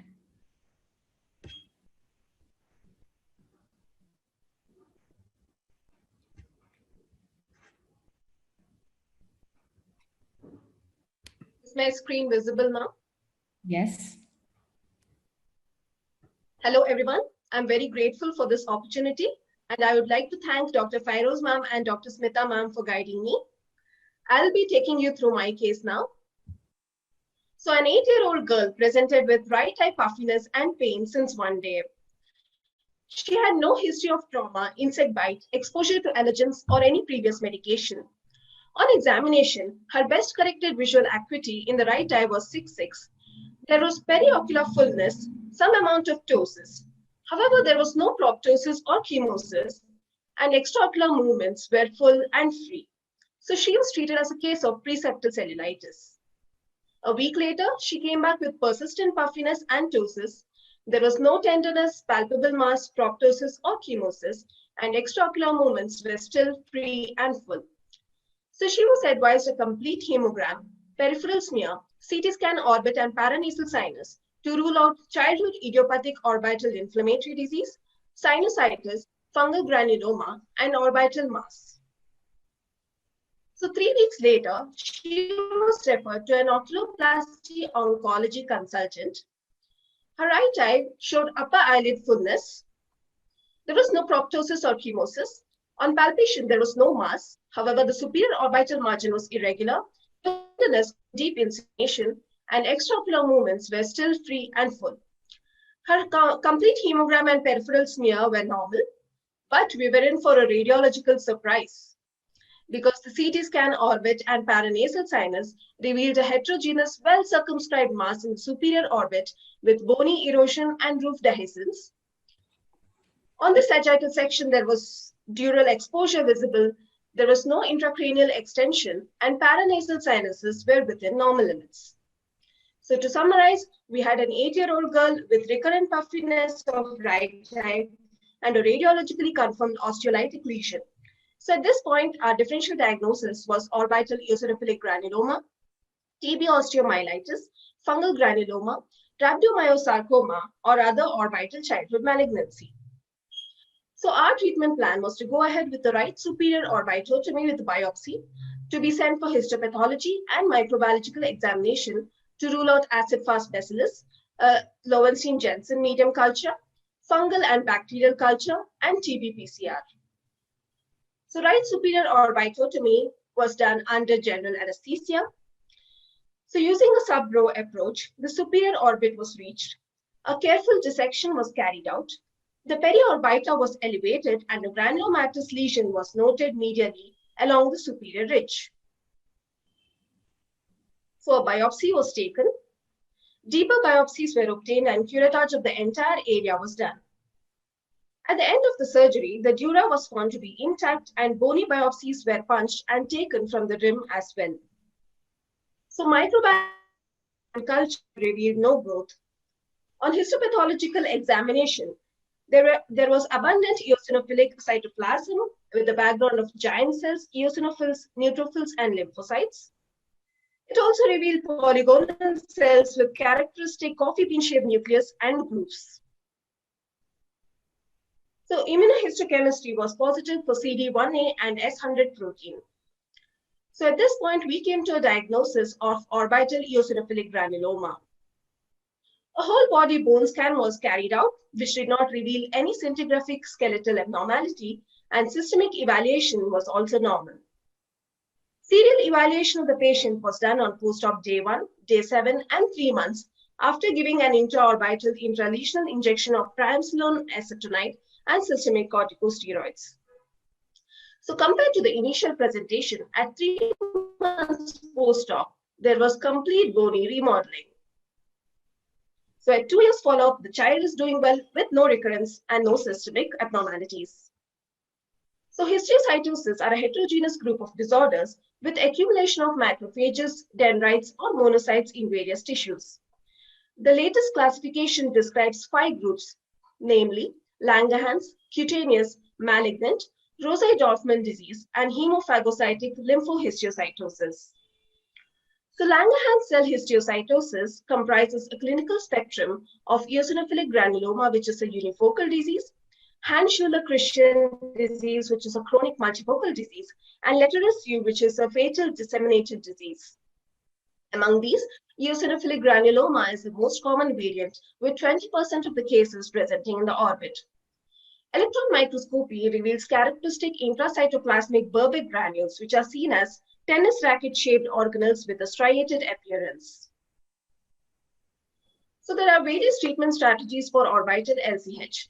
For unisystem unifocal LCH, incisional biopsy without curettage, biopsy with curettage and complete excision, curettage with intralesional steroids, and radiation therapy is preferred. For unisystem unifocal LCH with contact to the dura mater, multifocal multisystem and recurrent diseases, chemotherapy with a various combination of drugs is used. And for aggressive LCH, surgical excision, radiation, and chemotherapy is preferred. So a review of literature on the management outcomes shows periocular puffiness as the most common presenting symptom, and curettage and intralesional steroid was given in a number of cases, just like in our case. So the take-home message is that Langerhans cell histiocytosis, eosinophilic granuloma, is a rare disorder. It usually presents as acute, recurrent, and painful periorbital.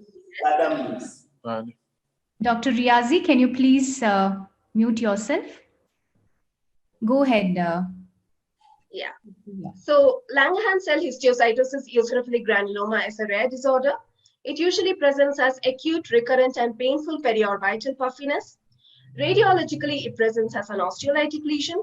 Excision, curettage, and intralesional steroids offer excellent outcome, and systemic evaluation is important to rule out multifocal or multisystem disease.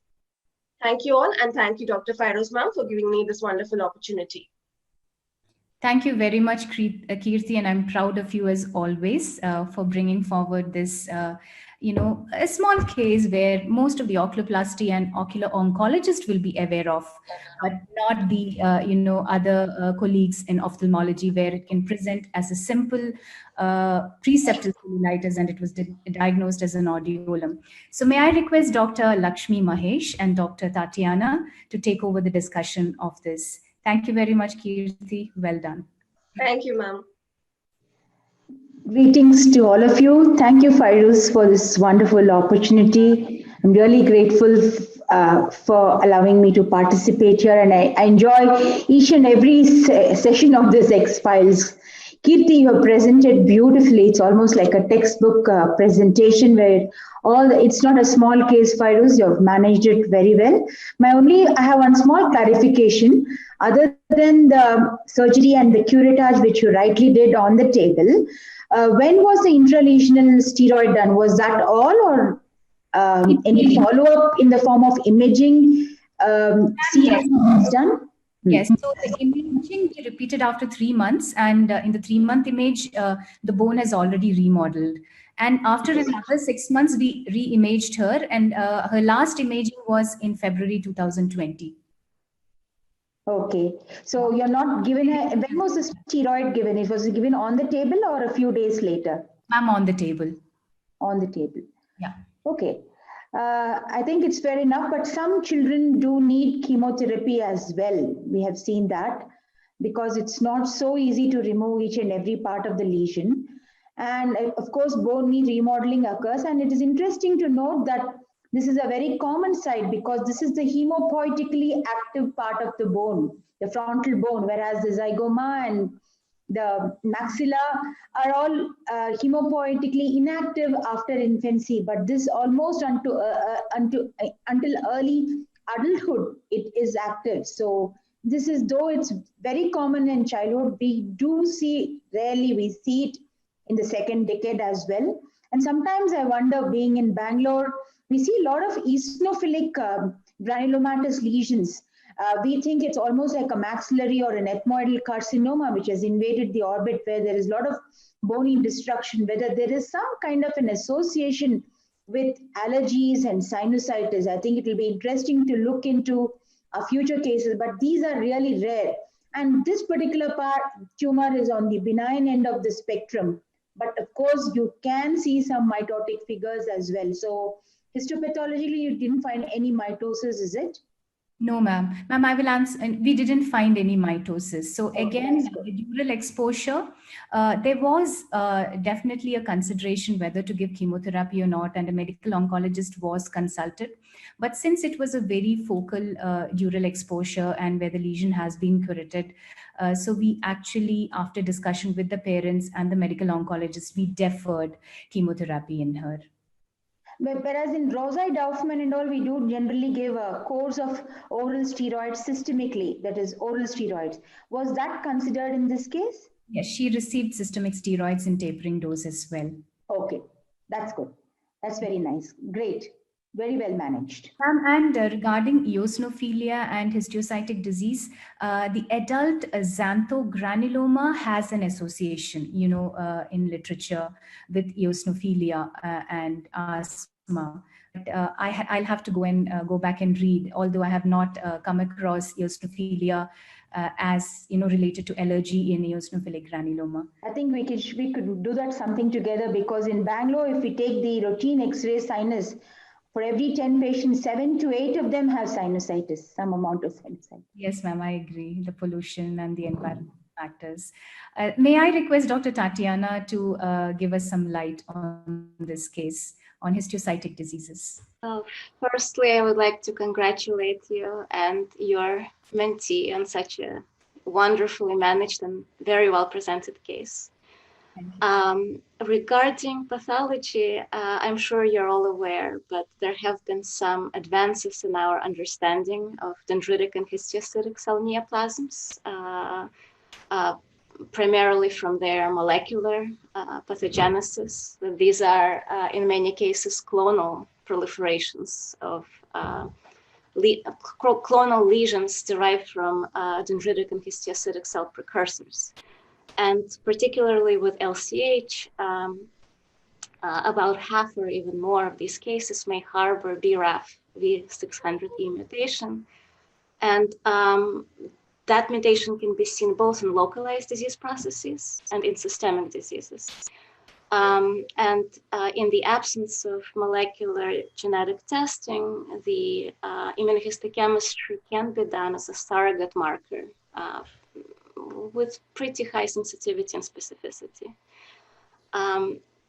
which can be then followed up with molecular genetic testing, particularly in patients with unresectable disease where you're considering chemotherapy. Targeted therapy may become a potential alternative, or perhaps used as a combination therapy. Okay. My question to you, Dr. Feroz, is intraoperatively, did you have what were your intraoperative observations that may have perhaps hinted that you're dealing with eosinophilic granuloma as opposed to an infection? Yeah, so she didn't have any much features of an infection on table. Of course, there was no pus. So this was more of a granuloma. It was quite friable. It was a little bit slimy also. So there was no feature of infection either clinically or even inside. There was absolutely no pus or yeah. So on the few the diagnosis intraoperatively, the final diagnosis. Sorry. Did you sort of have an inkling of pathologic diagnosis? Yes. So with the child presenting with this kind of clinical presentation, with prior experience with eosinophilic granuloma and osteolysis, and the intraoperative nature of the lesion, yes, there was definitely very high suspicion of eosinophilic granuloma. Dr. Carol, please. Yeah, I was going to make a point.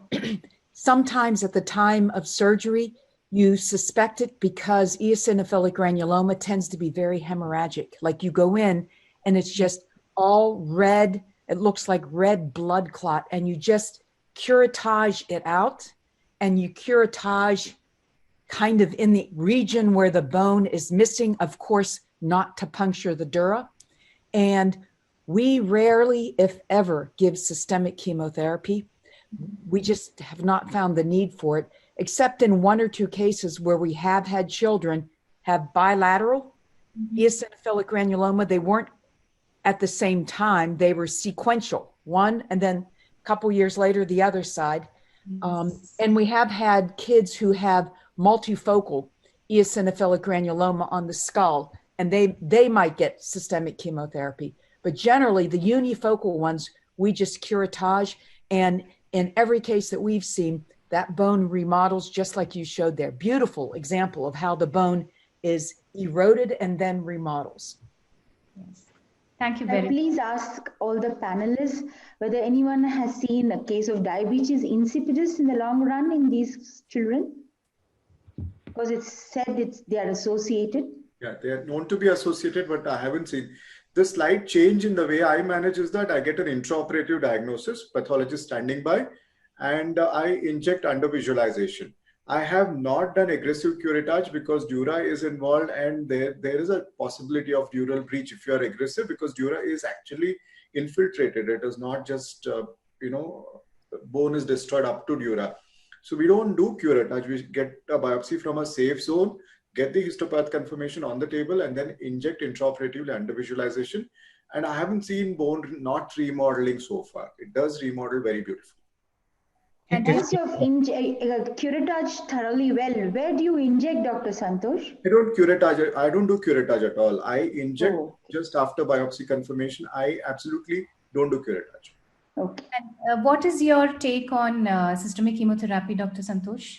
We have consulted our oncologist earlier for multifocal lesions, but they also prefer local treatment currently, along with a course of oral steroids. Systemic chemotherapy, we haven't used in any of our patients, except one case. I think Harika is going to ask that question. You can ask Harika. You had a similar case, right? Yes. I have a question for the panelists. Recently, we had a case. It's a 3-year-old child who was diagnosed with an orbital eosinophilic granuloma. But then he also had seborrheic dermatitis since past 1 year, and he has been on antifungal shampoo treatment. But he was not responding well. So what we have observed is when he was on oral steroids post the diagnosis, even the scalp lesions recovered very well. And once the Weisslon is tapered gradually, again those lesions reappeared. So even with the literature search, we could see that the seborrheic dermatitis is misdiagnosed. This is cutaneous LCH is misdiagnosed as seborrheic dermatitis. So then again, the last week we have done a biopsy of the scalp lesion, and it turned out to be a cutaneous LCH. So I want to ask the experience of this association of cutaneous LCH with the orbital ones to the panelists. This is the first that we have seen so far. You know, this child presented with bald patch on the scalp, and that's what it was. So, but it resolved completely when the child was on steroids, and it came back. All right. Dr. Carol, Dr. Hakan, Dr. Carol, maybe you can comment on that. I wonder if it's related or if it's an additional autoimmune disease like alopecia areata, which is an autoimmune disease that's treated with either oral or injection of steroids. You know, this is proven now, Dr. Shields. Okay. We did a skin biopsy from the scalp, and it was LCH, yes. Yeah, interesting. Okay. Cutaneous what? LCH. Oh, LCH. Okay. Feroz, can I pick the brains of Dr. Tatiana and Dr. Geeta about our understanding and pathogenesis of this condition? Is this really tumor? When you describe as clonal proliferation, does it classify under neoplasia number 1? How do you account for self-limiting disease? Because we sometimes pick up LCH incidentally when you do neuroimaging of 15, 20, 25-year-olds. Erosive lytic lesion with an infiltrative soft tissue, completely asymptomatic in these patients. And what I've also used in our practice nowadays for serial follow-up, if you need CT scans, you can adopt using CBCTs, cone beam CTs, which is much low dose radiation, gives you the answer you want when you're really monitoring bone healing. So the pathologist, please. I think this is a very excellent question, and it highlights the limitations of our understanding of these diseases. It's a very, I think in my mind, and Dr. Geeta may hopefully will offer her opinion, I think it's a very controversial topic, still debated.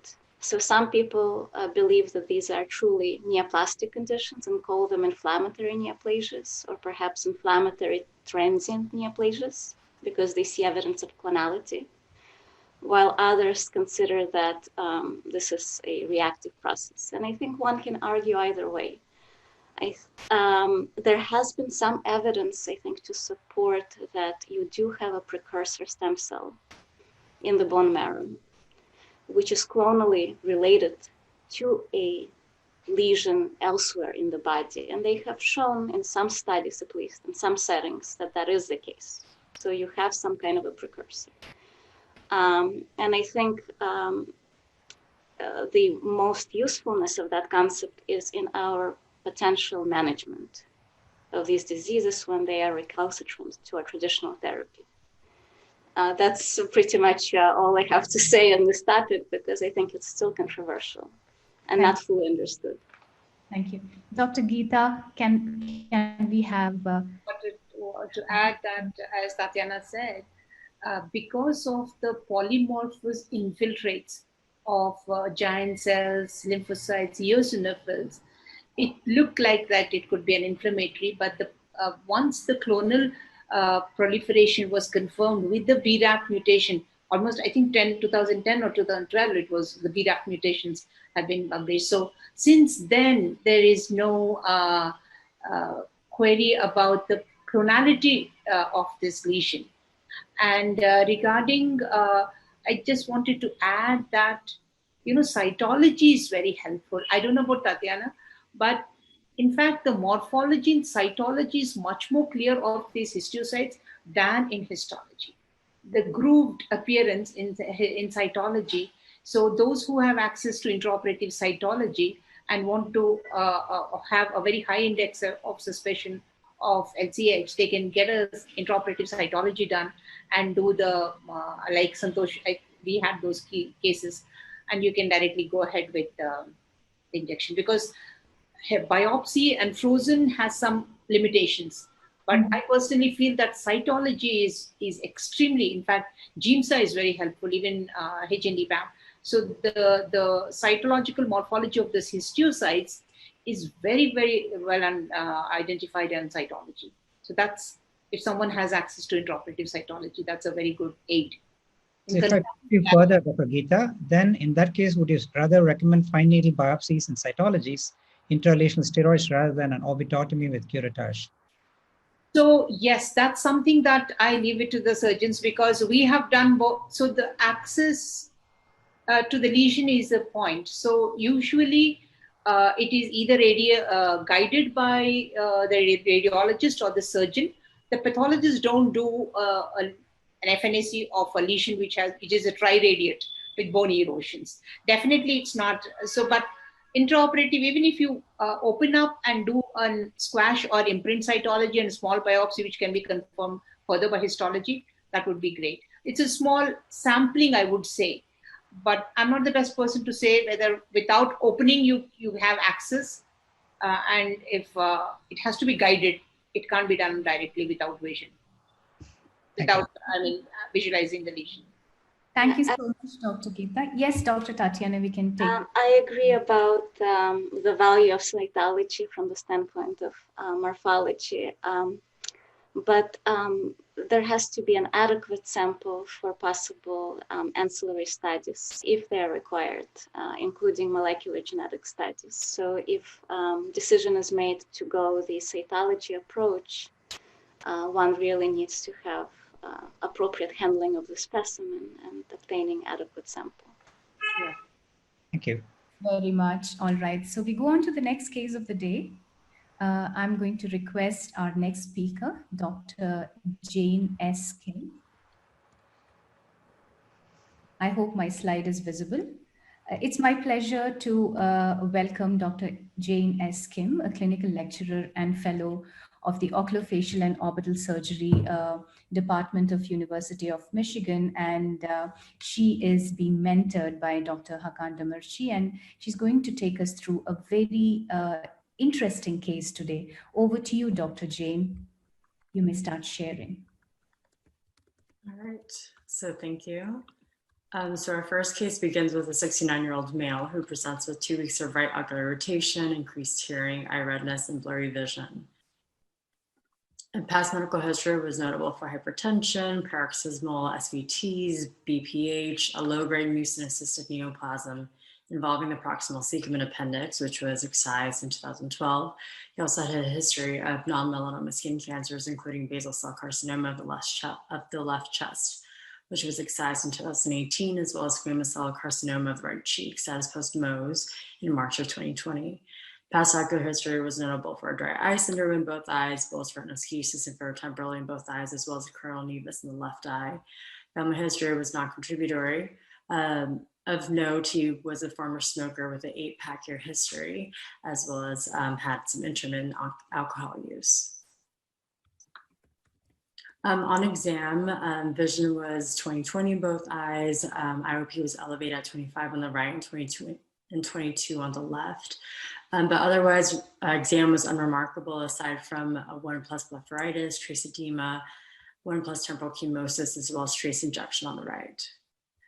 Because the patient was noted that he started some sunscreen recently, he was advised to discontinue this new sunscreen and return in 4 to 6 weeks for an IOP check, given he had no prior history of IOP elevation or family history of glaucoma. But approximately 1 month later, the patient presents with worsening vision loss in the right eye with persistent irritation and redness. His wife also comments that his eyes look different. And so this is kind of the side profile views of the patient. And notably on exam, his vision has now decreased to 20/70 on the right and 20/20 on the left. IOP is 22 bilaterally. Pupils are also slow on the right with an APD now present. And on color plates, he only has controls. He can only read the control on the right. And as you can see from these side profiles, he is proptotic on the right. He has some periorbital fullness as well. On extraocular motility exam, there is limitation in all directions of gaze, most notably on subreduction, abduction, and infraduction. Continuing with the exam, there's total on Hertel's, there's 5 millimeters of relative proptosis. There's toothless edema. There's still the temporal chemosis and the trace injection. On dilated fundus exam now, he has 360 degrees of disc edema with disc heme. There's also choroidal folds seen in the macula and the vessels appear tortuous. And so I wanted to ask kind of like the panel on what their thoughts would be, but we could also say that for the end. And so when we think of choroidal folds in the macula, like a mnemonic comes to mind, which is then RPE, especially in the setting of proptosis, as well as essentially an orbital apex syndrome. You think of a retrobulbar mass. So we initially obtained an MRI orbits with contrast on this fat suppression view. You can see that there is a large hypercellular heterogeneously enhancing mass involving the sphenoid and temporal bones with intraorbital extension resulting in medial deviation of the lateral rectus, as well as essentially compression of the optic nerve, as well as intracranial extension to the middle cranial fossa. And so again, I also want to ask for the panel's thoughts, so we can talk about that later. And so we did do a temporal bone biopsy, which showed cells that looked essentially consistent with an adenocarcinoma. On further stains, it was positive for NKX3, which is suggestive of a metastatic prostate adenocarcinoma. And so the patient underwent additional staging, which showed TN1M1 disease with retroperitoneal and pelvic lymphadenopathy. The patient is currently being treated with leuprolide injections and radiation therapy with the goal of getting 40 gray. And so prostate cancer is typically the second most common form of cancer and the second leading cause of cancer-related death in men in the United States. And there are approximately 30% do demonstrate clinical radiographic evidence of metastasis at the time of diagnosis in the States. And over 80% do metastasize to the bone. Orbital METs, in terms of orbital METs, within the literature, it is the second leading cause of orbital METs within the States. And so I'd like to turn over to the panel.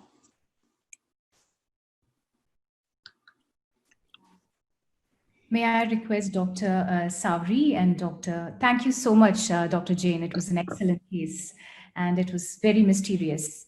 May I request Dr. Savri and Dr. Geeta to take over the case. Over to you, Dr. Savri. Thank you. That was very well presented, Jane. It was an excellent case.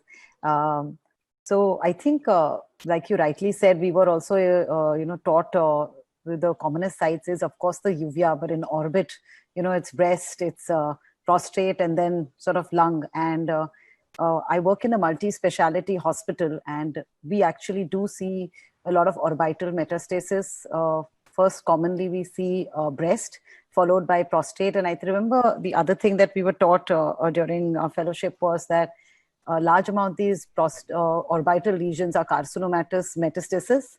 So you need to do a complete evaluation. having said that, given his history of a basal cell carcinoma, squamous cell carcinoma, I had a case in the early years of a practice where I had a lady, and maybe Dr. Santosh might remember this mail to him, where this lady came with a basal cell carcinoma of the lower lid, and we excised it. And about a year and a half later, she was diagnosed with breast carcinoma, and she kept saying that, is it my, like all Indians, she was dramatic, and she said, is it my misfortune? And I actually wrote to him and asked him that, is there possibly an association? And I think that's the other thing that now apparently, I mean, that got me looking up the literature and reading about almost 10 years ago, that there are associations with certain tumors, and that you can give rise to other tumors. So my question would be that, how do you go about working these patients up? With a history of basal and squamous cell carcinoma, do you need to do a pre-workup, or instead of waiting for conditions like this? And other than that, I think that, this is the way to go, the way you've managed it well. So, Dr. Geeta, any comments?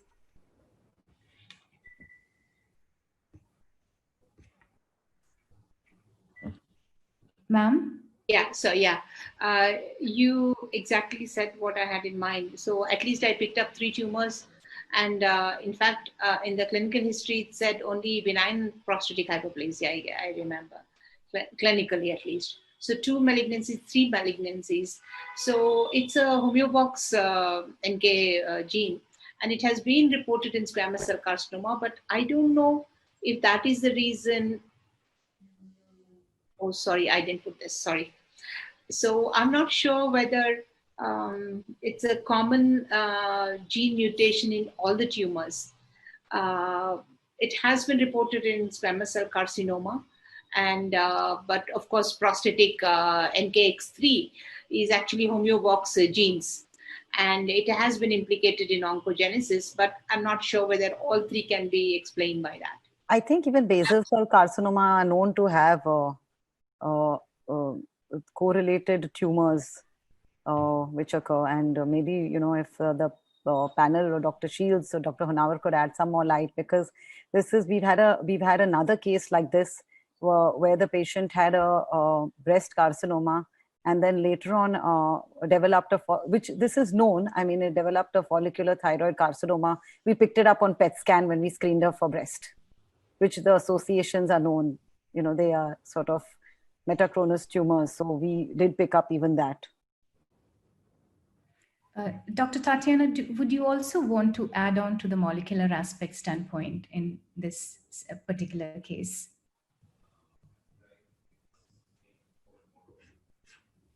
Dr. Tatiana?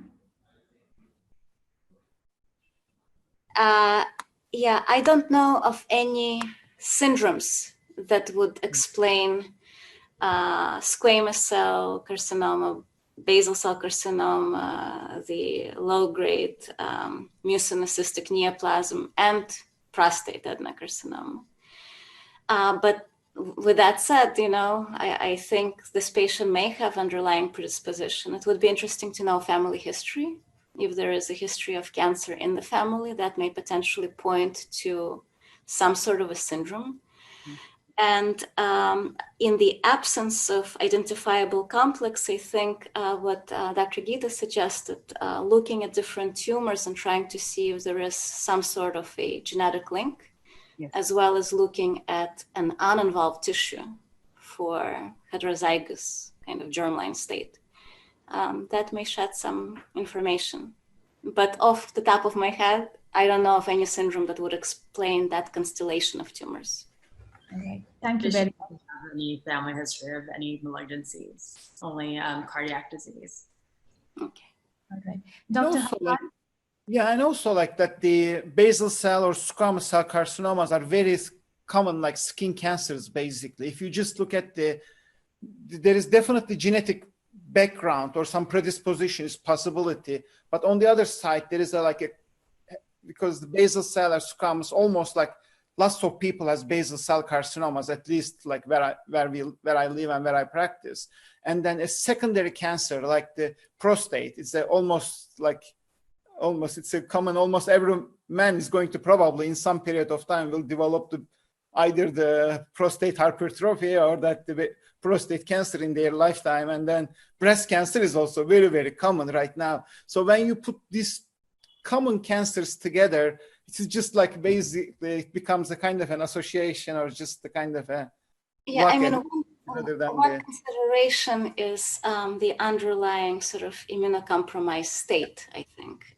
So not just the genetic milieu, but also, an elderly person with maybe in a setting of a prior cancer, there is some sort of immune alteration that may predispose to other malignancies. I think we see here more common, and Dr. Carroll may comment, we see it commonly in patients who are treated for other cancers. So there is some sort of a therapy like chemotherapy, post-transplant that alters immune status. I'm not sure if your patient had already some sort of a systemic treatment or may have had underlying immune deviation of any sort. Otherwise, he was very healthy guy. He was very, very healthy, except smoking history, actually. And then the other... There you go. You found the common link. Smoking. Smoking, maybe. That's true. He quit a long time ago. Yeah, but the genetics part of it is as good as what we know today. That's true. Yes. So we can't say we know it all. So I don't think we can exclude a common factor. That's what oncologists believe. That's true. So agree. So agree. But this case was interesting in the sense that the presentation. I just did have another question about the presentation of the patient. Initially, the exam was considered to be relatively within normal limits, but by the time he came in a month later, he had 5 millimeters of proptosis. And it was very clear, based on the dilated fundus exam and the constellation of everything together, that he probably had something initially. So how often do you see some patients come in with such rapid progression of symptoms from orbital metastasis? Jane, I've seen most patients that were referred to us from breast metastasis to the orbit all came presenting very much like this, with sudden onset proptosis, eyelid edema, and some sort of vision blurring. Most of them, we had about 7 patients so far, and all have presented like this. And within a week of saying, by the time they came back to us, or even 10 days with the imaging, a couple of them even had subcutaneous nodules. I remember, and one lady presented bilaterally with the other eye, and she had bilateral orbital mets. The message is like it does have a rapid progression, Dr. Yes, they present, they do present acutely. At least I've had that experience. Okay. Maybe one last pearl from Dr. Santosh, and then we will go on to the quiz. Dr. Santosh? Nothing new to add. I haven't come across such a combination. Very weird. All right. Thank you very much for the contribution, Dr. Hakan and Dr. Kim. So we go on to the next section of Oncopedia. I'm going to share the slide. Everyone ready?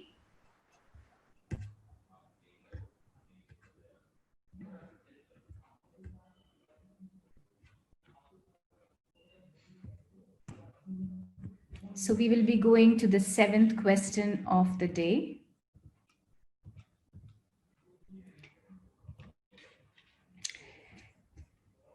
Can you identify the Grammy Award winning, the genius in this song?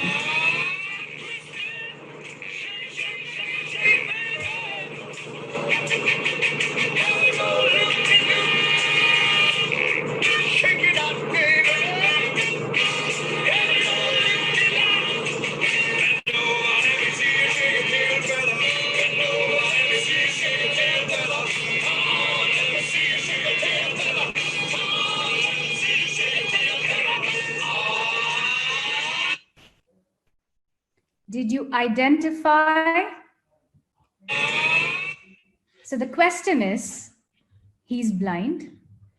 He became blind at the age of 7 years. And what was the disease that led to his blindness? A, juvenile glaucoma. B, retinopathy of prematurity. C, retinoblastoma, and D, sorry, just a disease. Time starts now.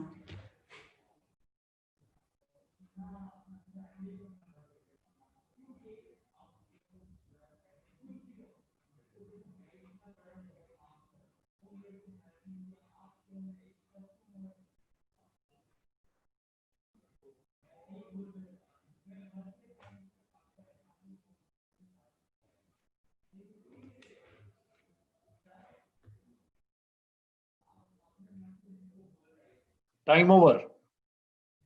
Next question. Identify the fundus lesion in the left eye of a 40-year-old gentleman with diminution of vision. It is associated with all except A, renal cell carcinoma, B, endolymphatic sac tumor, C, angiosarcoma, D, epididymal tumors. Your time starts now.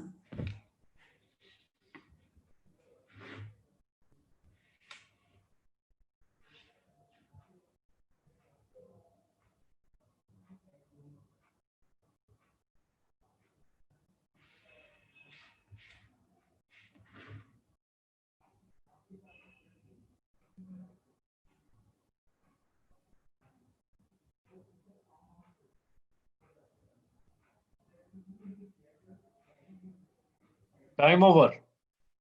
Going to the next question. Which among the following is FDA approved checkpoint inhibitor for the lethal islet malignancy, Merkel cell carcinoma?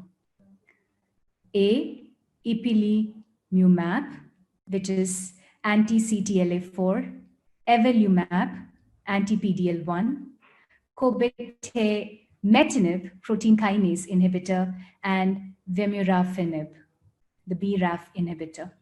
Time starts now. All the abs and the ibs.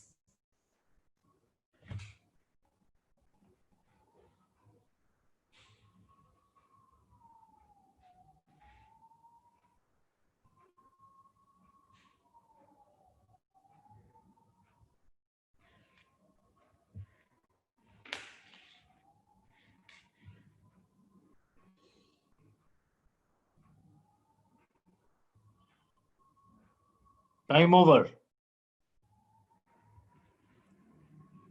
All right. So we go on to the next speaker after the quiz session over here. I hope the questions were interesting.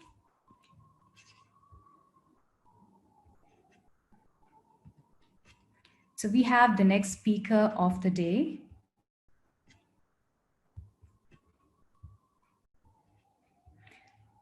Dr. Prabrisha Banerjee.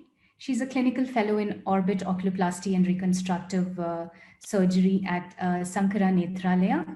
And she also did a DNB from the same institute. And we have Dr. Muhammad Shahid Alam as a mentor in this platform with Dr. Prabrisha. And he has been extremely active in oculoplasty and ocular oncology front. And welcome to you, Dr. Shahid. Prabrisha, over to you. Please take us through the case.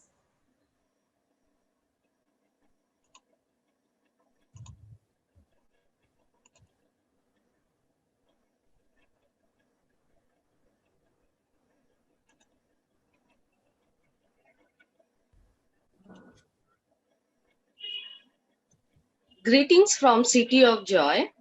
I'll throw light on a new perspective of an old disease and an old marker. A 65-year-old male presented to us with prominence and drooping of the left eye. For the past 5 months, he had undergone incision biopsy 4 months back. On examination, he had proptosis in the left eye. There was a mass in the superior orbit and it was associated with diminished vision. There was no regional lymphadenopathy. MRI revealed an irregular mass in the lacrimal gland region involving the superior and lateral recti muscle, and it showed mixed intensity on T2 weighted image. The slide from the incision biopsy showed duct-like structures. There was malignant cells in a desmoplastic stroma with high nucleocytoplasmic ratio, nuclear atypia, and perineural invasion. The tumor cells stained positive for pan-cytokeratin, cytokeratin 7, carcinoembryogenic antigen, and GATA3. We suspected orbital metastasis and did a PET scan, which showed tracer uptake only in the lacrimal gland region, thus confirming the diagnosis of primary ductal adenocarcinoma of the lacrimal gland. The mass was excised in toto along with a part of the bone, and on histopathology, bone invasion was noted.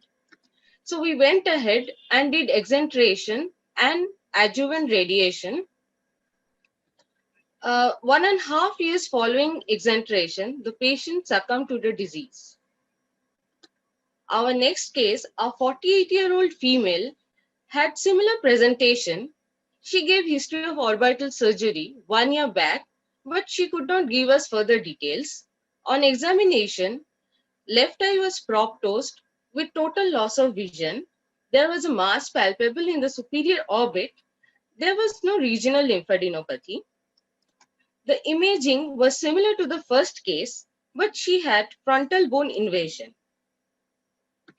We did an incision biopsy, and on histopathology, the tumor cells were seen in trabecular pattern with foamy cytoplasm and perineural invasion.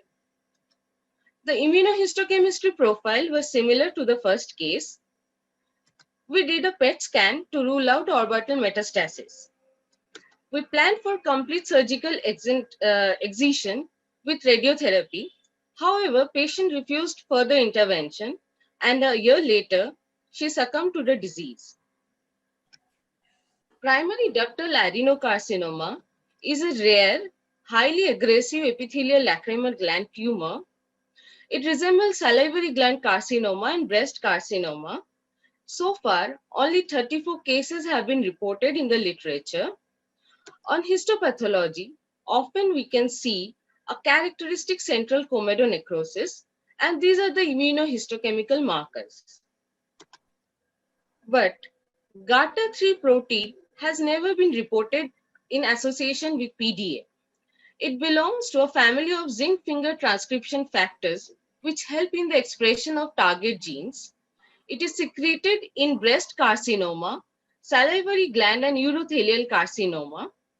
The GATA3 positivity found in PDA can be explained on the basis of the morphological similarity of the lacrimal gland with the salivary gland. So, to conclude, PDA is a rare, highly aggressive epithelial neoplasm. We are reporting the expression of GATA3 protein in PDA, and however, larger studies required to establish the prognostic implications of the immunohistochemistry marker. Thank you. Thank you, Dr. Feroz ma'am, for giving me this opportunity. Excellent presentation, Dr. Pragrisha, and a very nice insight into this case. Congratulations. May I request Dr. Santosh Unavar and Dr. Tatiana to take us through this case? I think GATA3 has been reported earlier. There are case reports of GATA3 being positive in primary ductal adenocarcinoma, although it was done traditionally to differentiate it from a metastatic carcinoma. That is why GATA3 is in the profile, molecular profile of patients who have primary ductal carcinoma. But it has been reported even in the absence of any concurrent lesions. Obviously, they are primary lesions. But why did your patient succumb? What did your patient succumb to? You said you have done exenteration in the first case, and the second patient refused surgery, but what did they die of? Sir, there was spread of the lesion. Like eventually, there was metastasis. To where? Brain, sir. In both the patients? First case, yeah. The second case, we don't know really. Okay. Did you consider radiation and chemoradiation at all as adjuvant therapy following exenteration? Yes, sir. You did? Radiation. Yes, sir. Dr. Shahid, do you want to comment on this? Audible? Yes, very much. Yeah, actually, when we searched the literature, we did not find any case where data had been done for like lacrimal gland, and even our like pathologist was not very quite sure of it. So, the initial diagnosis in both the cases was metastasis, and when this thing data came positive, and we did a PET scan which came out to be negative, so the diagnosis of primary adenocarcinoma was made. Do you consider chemotherapy, chemoradiation, Dr. Shahid? That was a question. Yeah, we had given radiation to the first case. The second case, she didn't come back after the incisional biopsy. All right. Yeah, GATA3 is a useful marker, but as Dr. Santosh alluded to, it's not particularly specific. So, for example, GATA3 will be seen in normal salivary glands and in the lacrimal gland. And even in the tumors derived from these regions, even though GATA3 is expected to stain diffusely and strongly in ductal carcinomas, it will similarly stain secretory carcinomas, so tumors with kind of mammary sort of or differentiation. But you will also see the same, you will also see staining in mucoepidermoid carcinoma and in other cancers, perhaps not as strongly and diffusely. So that needs to be kept in mind. And I think, if anything, its usefulness is in suggesting potential lacrimal gland origin as opposed to elucidating a specific diagnosis. And then one must remember that in a male, you still may consider mammary metastasis or potentially metastasis from of urothelial origin, where GATA3 will be strongly expressed. So as you have done a workup for systemic primary in the absence of an in situ component in the lacrimal gland, needs to be done to exclude metastasis. Great point, Dr. Tatiana, to bring that up. So Dr. Gangadhar has commented that rather than brain mets, it can spread by direct contiguity to the skin, skull base, and meninges. Dr. Gangadhar, do you want to give your opinion on this? Yeah, I think this is a bad disease. Probably even much worse than adenoid cystic carcinoma, which we break our head with.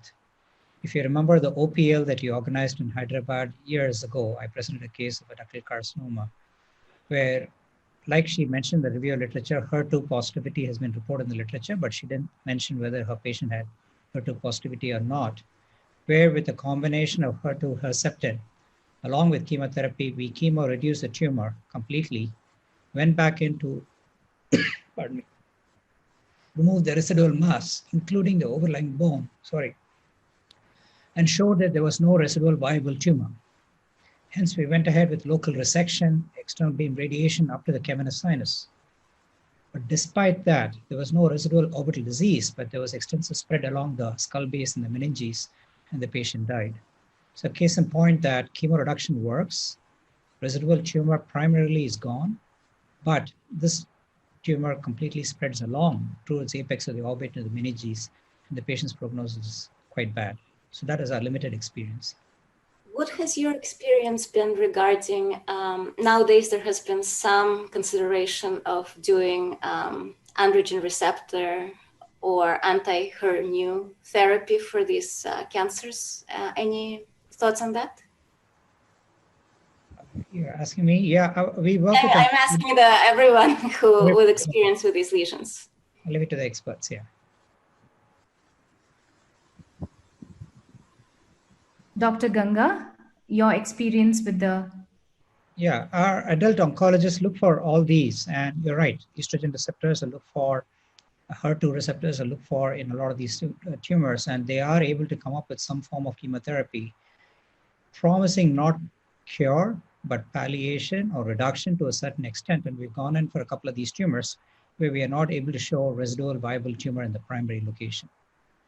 But having said that, based on the inherent biology of the tumor or the nature of spread, it possibly, even at the time when we think the MRI does not show spread along the apex of the orbit to the skull base, even though you radiate the cavernous sinus region, which is the only area we target, these diseases spread along the skull base. There could be still a microscopic tumor cell which is traveling along. Dr. Right. Santosh, can we have, yeah. No, I have no experience with target therapy. This is very rare tumor. We probably have not seen many. Akan may know some newer. Dr. Khan, yes. I mean, I haven't encountered this tumor, but I have some metastatic patients, metastasis to the lacrimal gland. That's like completely, they respond to the targeted therapy for the primary cancer, and the systemic chemotherapy, they respond very well with some radiation.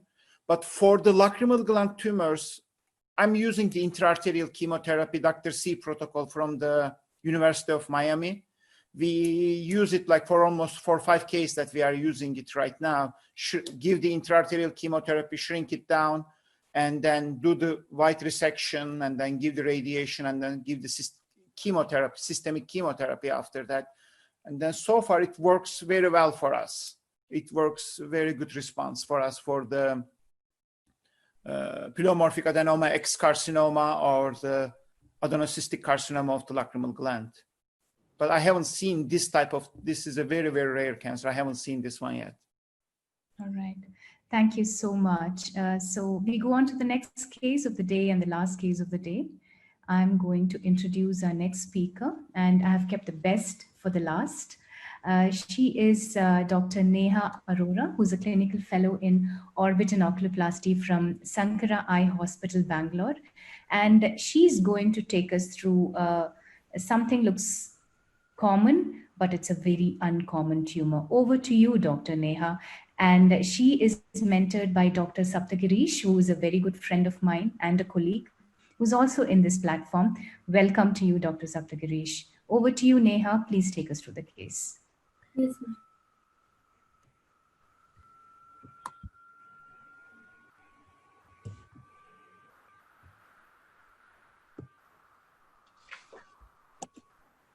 Am I audible? Yes. My screen is visible? Yes. Good evening, everyone. I'm here to present the Pandora surprises. A 75-year-old female patient presented with a history of diminution of vision in both the eyes and dull pain around the left eye since 2 years. On examination, the visual acuity was 624 and N18 in the right eye, 624 and N24 in the left eye. Color vision was normal in both the eyes. Contrast sensitivity revealed a slight decreased sensitivity in the left eye. External evaluation of the left eye revealed a mild proptosis, mild hypertropia, and 2 mm of inferior scleral show. No mass was felt, the orbital rims were palpable all around, and there was, however, an increased resistance to retropulsion. Slit lamp examination of the right eye was unexceptional apart from cataractous lens changes. There was presence of relative afferent pupillary defect in the left eye, and extraocular movements were within normal limits. Fundus examination of the left eye showed disc edema, retinochoroidal fold with absent foveal reflex. CT scan showed a well-defined intraconal mass between the inferior rectus muscle and the optic nerve, but separate from it, between mid and posterior orbit that heterogeneously enhanced with contrast. There was compression on the posterior surface of the eyeball. The patient underwent left side lateral orbitotomy with under general anesthesia. The tumor was well encapsulated, removed completely, and sent for histopathological analysis. To our surprise, the histopathology showed a well-circumscribed tumor composed of spindle cells arranged in diffuse sheets, which were seen enclosing vascular spaces containing RBCs, and the periphery showed enlarged cavernous spaces containing RBCs. These spindle cells were bland appearing with a vesicular nucleus and moderate amount of eosinophilic cytoplasm. Immunohistochemically, the endothelial cells lining the vascular spaces stained with CD34. Spindle cells showed both diffuse strong expression of the CD34 and patchy moderate expression of vimentin. Both morphological features and ISC combined go in favor of spindle cell hemangioma. Spindle cell hemangioma is a benign vascular lesion which commonly affects the dermis and subcutaneous tissue of distal extremities. It can present as solitary lesion as well as has a syndromic association. Cases of multiple lesion has been associated with Maffucci syndrome, and it can be associated with congenital lymphedema, Klippel-Trettoni syndrome, and early onset varicosities. Suranagi et al. Has reported 11 cases of spindle cell hemangioma in the head and neck region, but none in the orbit. Globalahan et al. Reported a case of orbital spindle cell hemangioma in a 9-year-old girl in the anterior orbit, and it was excised in situ. Immunohistochemically, the cells lining the cavernous spaces and vacuolated epithelioid cells are positive for vimentin, CD31, CD34, factor VIII related antigens spotting the endothelial nature. Wiese and Zinger, Toys et al. Reported that spindle cells are negative for endothelial markers, whereas Shava et al. And Sheehan et al. Reported that spindle cells are positive for these markers. As it was seen in our case also, it was positive for CD34. Most widely accepted treatment modality is surgical excision without adjuvant chemotherapy or radiotherapy.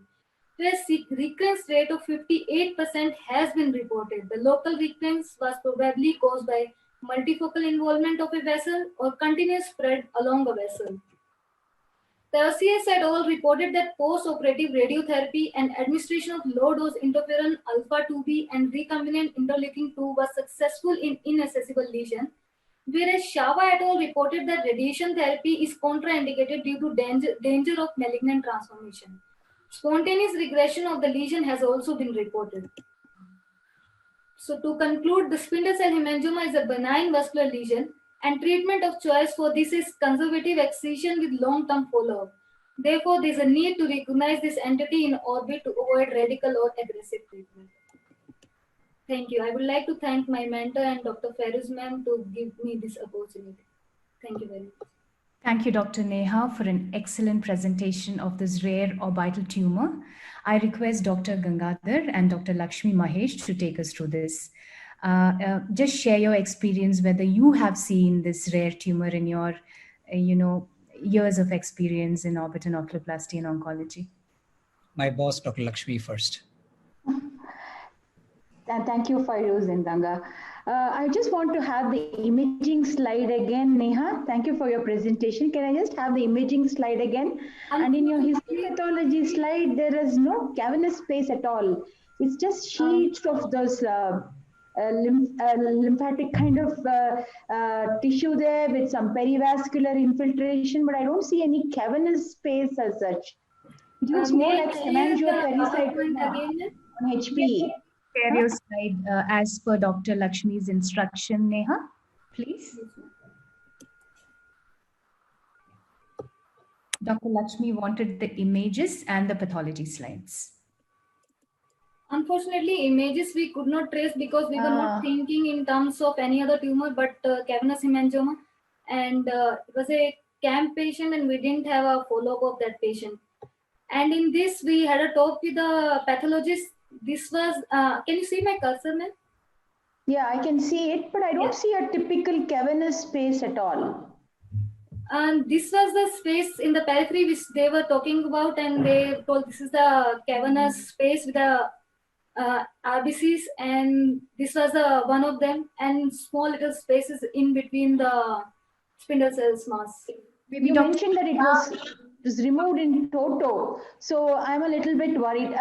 Concerned about that, because generally if it is so much packed with cells and the spindle cells, that means it's more in favor of fibrosis, long-standing. So, and generally these are locally malignant. They behave locally invasive, and there's something called field effect of these tumors where you can remove one, there can be seedings there. As you rightly mentioned, it can be present along the course of the blood vessel itself. So these are not so easy, because recently I have not seen such a spindle-shaped hemangioma, but I've seen some of these schwannomas of late, and I'm sending them to Nimans also. They report it as cellular schwannoma. On the table, you've done a very good excision, you've removed the tumor in toto, but bang, within 6 months, 8 months, I'm seeing a recurrence. So I really don't know whether you should have taken a second opinion on the HPE. Okay. And it'll be worthwhile following up this patient to see if there's any new lesion there which is coming up. Ganga, your comments? Dr. Ganga, can you just on the pathology, if you don't mind? In fact, I was going to deflect the question to the pathologist. Okay, all right. About number one, possible spindle cell neoplasms are quite challenging, and without immunohistochemical markers is quite challenging as well. CD34 used to be specific for tumors in the past, now is again not a specific marker anymore. The possibility of overlap of this condition versus the spectrum of solitary fibrous tumors, request Dr. Tatiana and Dr. Geeta's opinions, please. And also the possibility of this is a reactive versus a true neoplasm. Thank you. Thank you so much. Dr. Geeta? Ma'am? Dr. Tatiana? Yeah. Sorry. Yes. Did you, by any chance, do any other immunohistochemical stains beyond CD34? We did Dementin and CD34. Okay, yes. So I will agree that in this location where spindle cell hemangioma or spindle hemangioma is really a very unusual entity, one may consider more common diagnosis, and solitary fibrous tumor, cellular hemangiopericytoma really needs to be considered very strongly. And STAT6 is a very inexpensive and readily available immunohistochemical stain that can help you with excluding that diagnosis. You didn't comment about, I think you commented about microscopic features. There were no, mitotic figures, right? It didn't look particularly atypical to you, but, you may want to consider various angiosarcomas or Kaposi's sarcoma, for example, in differential diagnosis. Circumscription sort of argues against that, but again, it's an unusual location, so doing HHV8 immunohistochemical stain, for example, may be informative. So these are just some of the stains may potentially be more common. Thank you for that comment. I think this is supposed to be a combination of Kaposi's and cavernous hemangioma. Am I right? That's what I was reading because it's so rare. I was reading up about this. Ma'am, any of these?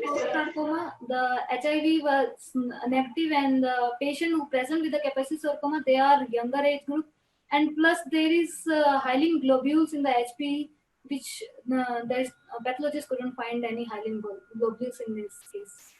Yeah. From what I understand, actually, this is a lesion that has been shown now to harbor IDH1 mutations, I think in over 90% of the cases, in isolated cases and in the ones associated with Maffucci syndrome. Molecular testing, I think, if you have access to that, may potentially confirm the diagnosis, provided your immunohistochemical panels exclude other more common lesions. I know that for neuropathology, they do IDH1 immunostain for astrocytomas, but I'm not sure if the IDH1 mutation in these vascular lesions is identical to what is seen in the brain. So I'm not sure if the immunostain can be used as a surrogate marker. Probably not. Mm-hmm. Dr. Geeta? Actually, I wouldn't jump to the diagnosis of spindle cell hemangioma, because first thing is we put them under broader classification. Is a spindle cell neoplasm, benign malignant, or a vascular tumor. So one of the patterns of, before even going to immunohistochemistry, one of the patterns of vascular tumor is the lobulated appearance. To me, here it didn't look like lobulated, it was just sheets of spindle cells. So I would keep all, like Tatiana said, I totally agree with her. I would keep all the differential diagnosis of spindle cell tumor and look for the pattern. So once you say it's a spindle cell lesion, then you talk about the lineages. Is it a vascular? Is it a neural, neurogenic, or is it and solitary fibrous histiocytoma and hemangiopericytoma are spectrum of the same disease. So, and CD34, as has been rightly pointed out, is now turning to be not very clinching pathognomonic of any one particular lesion. You need to have a wider array, and all spindle cell tumors, before we come to the lineage, it's benign or malignant.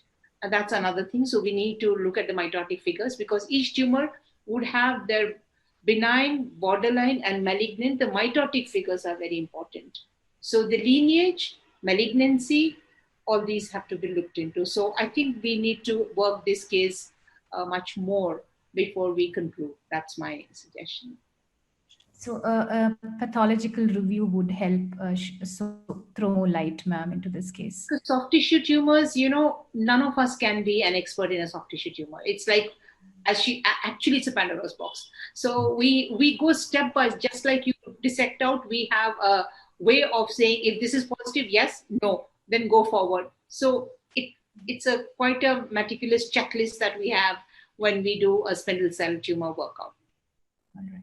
Thank you very much, ma'am, for that insight. Dr. Ganga, any more comments from you? No, just a couple of comments that if you've been in this business long enough and you say, oh, I got another cavernous hemangioma, which we now know is not even a hemangioma, but a venous malformation, you're always stumped. So you have to be in the business long enough to realize how just another cavernous hemangioma is not a convenient radiological or even a clinical diagnosis.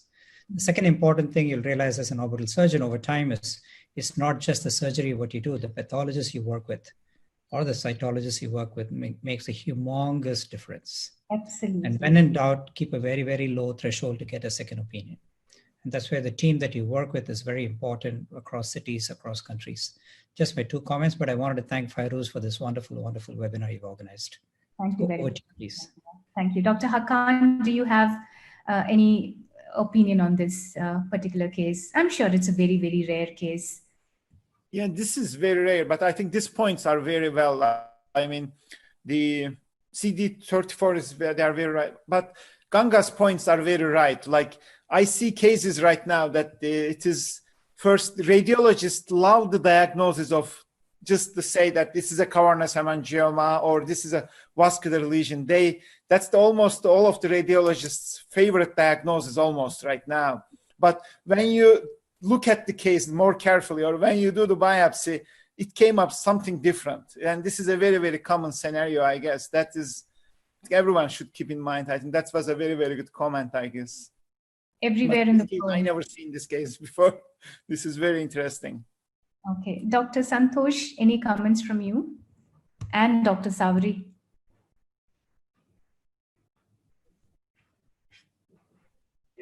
No, Feroz, this was a very interesting case and discussion. So I have nothing to add. Thanks.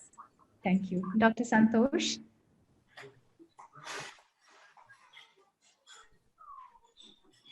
All right. So basically, yes. So the advice from the panelists, including the ocular oncologist and the ocular pathologist, would be to review the case, the pathology slides, and probably do more of IHC to reach into a diagnosis. All right. Thank you very much. So we come to the end of the webinar here today. But before coming to the end, we have the last bumper question of the Oncopedia, and I'm going to share the slide right now. Savri, you're ready? Sorry? Bumper question, 20 marks. All right.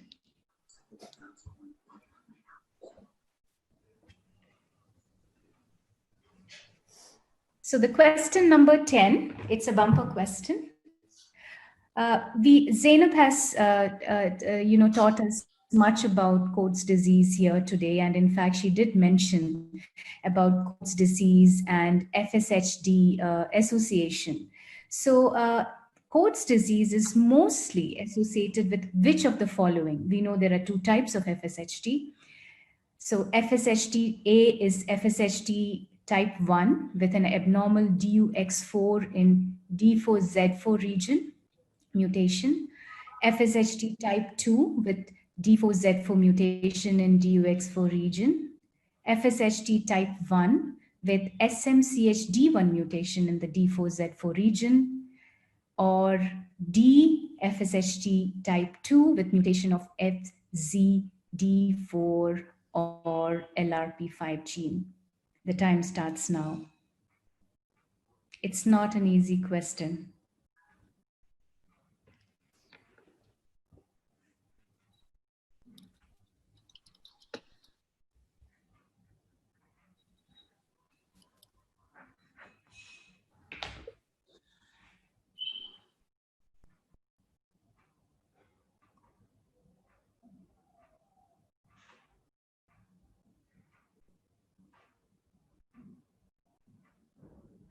Time over. All right. So we come to the end of the Oncopedia quiz as well, and the end of the webinar. I request the mentors in the panel, the panelists, the speakers, if anyone want to comment on anything, you are free to go ahead. We have few minutes before we discuss and get the answers of the quiz. Just waiting to congratulate you. Oh, thank you, ma'am. And it's nothing about me. It's the entire bunch of the, youngsters who comes up with this interesting cases. I just get excited, and it's just a channel. So And the panel. Hard work to plan and networking with everyone to get the support and get everyone together. It's on behalf of everyone. I'm congratulating you once again. Great job. Keep it up. Thank you very much, ma'am. Thanks a lot. And thanks for the support always. Dr. You did a great job. This is very good. This was very, very good. This is difficult to manage all these things, but this is very, very good. I learned so many things. I have like a big note here, which is almost full. I think that's all of us. We've just been jotting because there's, I think that especially the discussions are not rushed, and there's really so much to learn and small points. And since, oncology is evolving, you're forever learning. Yeah, I always start the webinar thinking that I will end it on time. But when the discussion rolls, it's very, very difficult to let it go and not know something when you're really eager to learn and, know more things. So it just gets extended, but I think it's worth. And so any speakers, anyone want to share something? The mentors in the platform? If not, I can go ahead with the answers of the quiz. I think just that we're awaiting episode 4, 5, 6, like that. Yes, we are doing that. The oculoplasty 4 is also due, sorry, by the way. No, that I didn't hear that. You heard that, you replied. All right. Dr. Tatiana, thank you very much. Dr. Hakan, thank you very much. Dr. Lakshmi, Dr. Gangadhar, Dr. Santosh, Dr. Savri, everyone over here for making this so interesting, taking the discussions to a very different level, and sharing your, experience for so many years. And letting these youngsters learn more, and also appreciating their courage to come up and speak, being a resident in their first year or second year with the fellows who are into their specialty training and presenting so wonderfully. So once again, thank you very, very much. Extend my gratitude, my love to all of you for your continuous support and being there always. Thank you once again. Thank you very much. Thank you. Right. Yeah. So can I share the quiz questions until it's getting calculated? We will get to know the results right now, the winners. So I'm going to share the slide now. And the questions will be going to the panelists, the answers. So the question number 10, we will go from 10 to 1. Is there anyone from the panelists who want to give the answer? Who was that? Me. Who is that me? Hello? Yeah, Santosh. Santosh. Okay, I couldn't recognize. Yes, so it is type 1 with an abnormal DUX4 in D4Z4 region. So that is the right answer. All right, so going on to question number,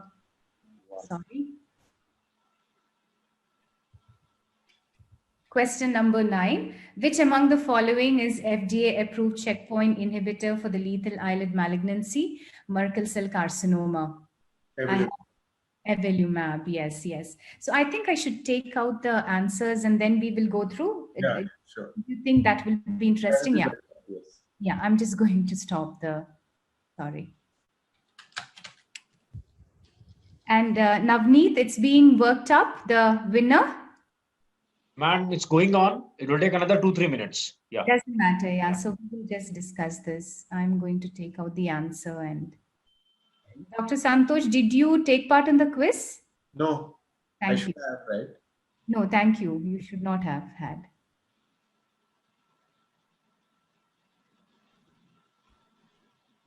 Dr. Shahid, did you take part? Is Dr. Shahid there? Dr. Savri, you did, right? No, I started and then no, I didn't. I started and then I thought that no, I thought we were not like you're encouraging. You said things, so I would. No, you could have. No, that's fine. That's fine. She'll easily fit the resident category.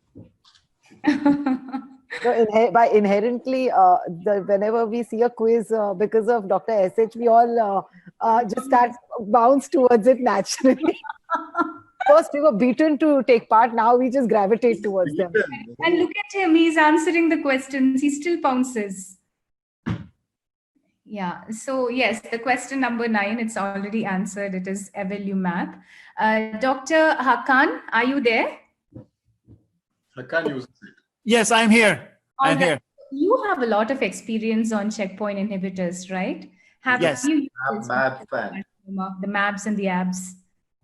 Yeah, I think that for this one, we are using also the Keytruda, the pembrolizumab. Okay. That also is approved. Yes. And then in advanced cases, yes, they work. They work in some cases, definitely, yes. Okay. I use also some other immune checkpoint inhibitors for the other tumors also, not only this one, the squamous cell carcinoma and some of the basal cells we are trying right now, actually. All right. And Merkel cell carcinoma being very lethal when compared to the other eyelid malignancies, would you give it after excision also? At this point, like that, we are using the, after excision, we are still using the radiation therapy. Okay. And then if this is if it becomes a very extensive, or if it starts to become metastatic, then we are going to the immunocheckpoint inhibitors at this point. But I think that will be the second stage, is that because some of these Merkel cell carcinomas are coming to our clinic in a very extensive stages right now with recurrences and then very big resections.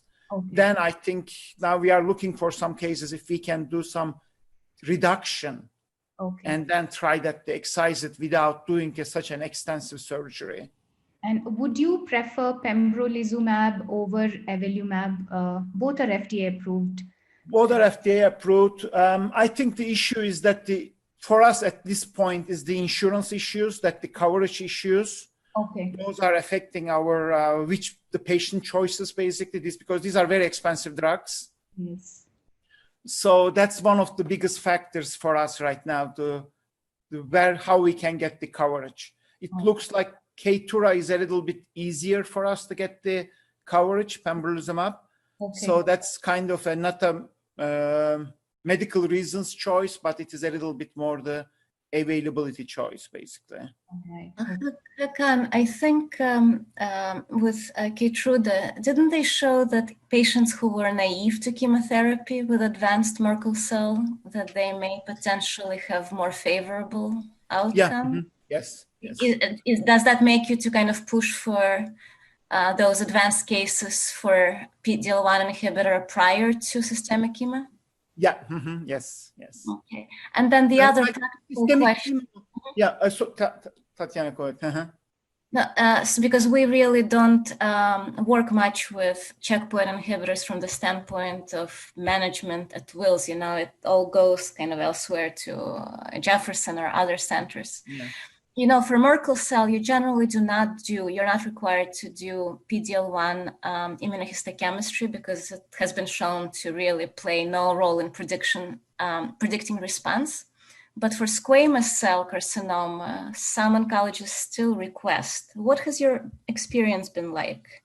Like conjunctival and eyelid squamous cell, do you ask for pathologists to evaluate PD-L1 immunohistochemistry? This is my paper is just accepted right now. I can talk about the conjunctival squamous cell carcinoma with the orbital extension. It's accepted to the ophthalmology as a brief report right now. So I'm not asking for PDL staining.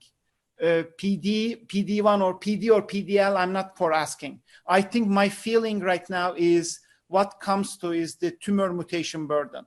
Tumor mutation burden really plays a big role in what the result production, what the result will be. We have around like 6 cases right now that 5 of them conjunctival origin, 1 of them not conjunctival origin. And then the ones really responded with the high tumor mutation burden. They responded the immune checkpoint inhibitors beautifully. The tumor decreased, and then they have a very persistent follow-up that the tumor didn't come up.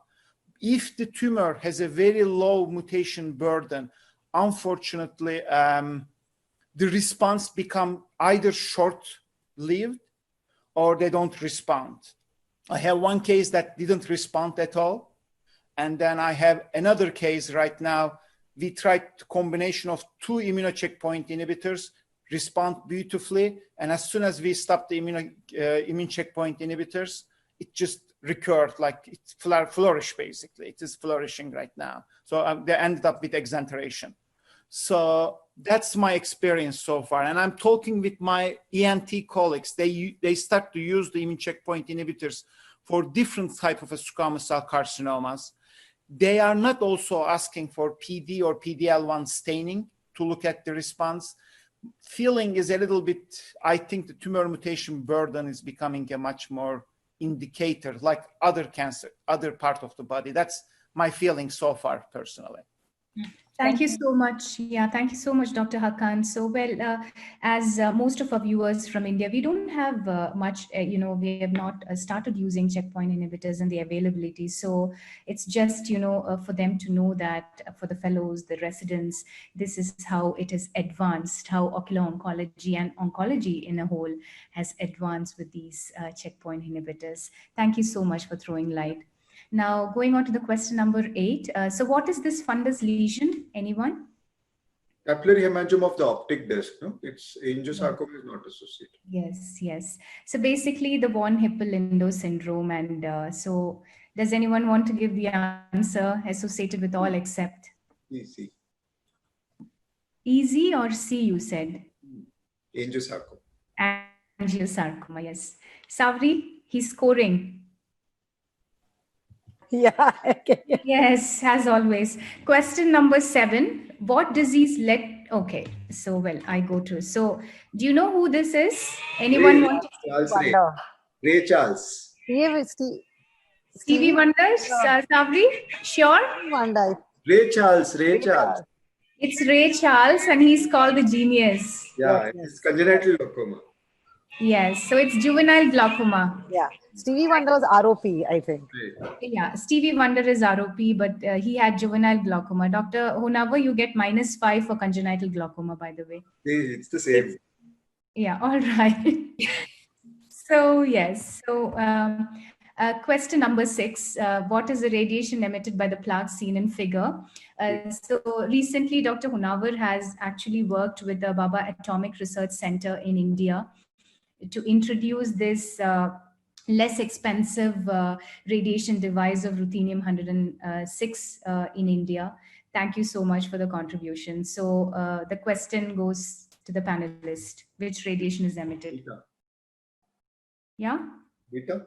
Why are you giving all the question? Please give chance to someone else. Dr. Hakan. Beta radiation, yes.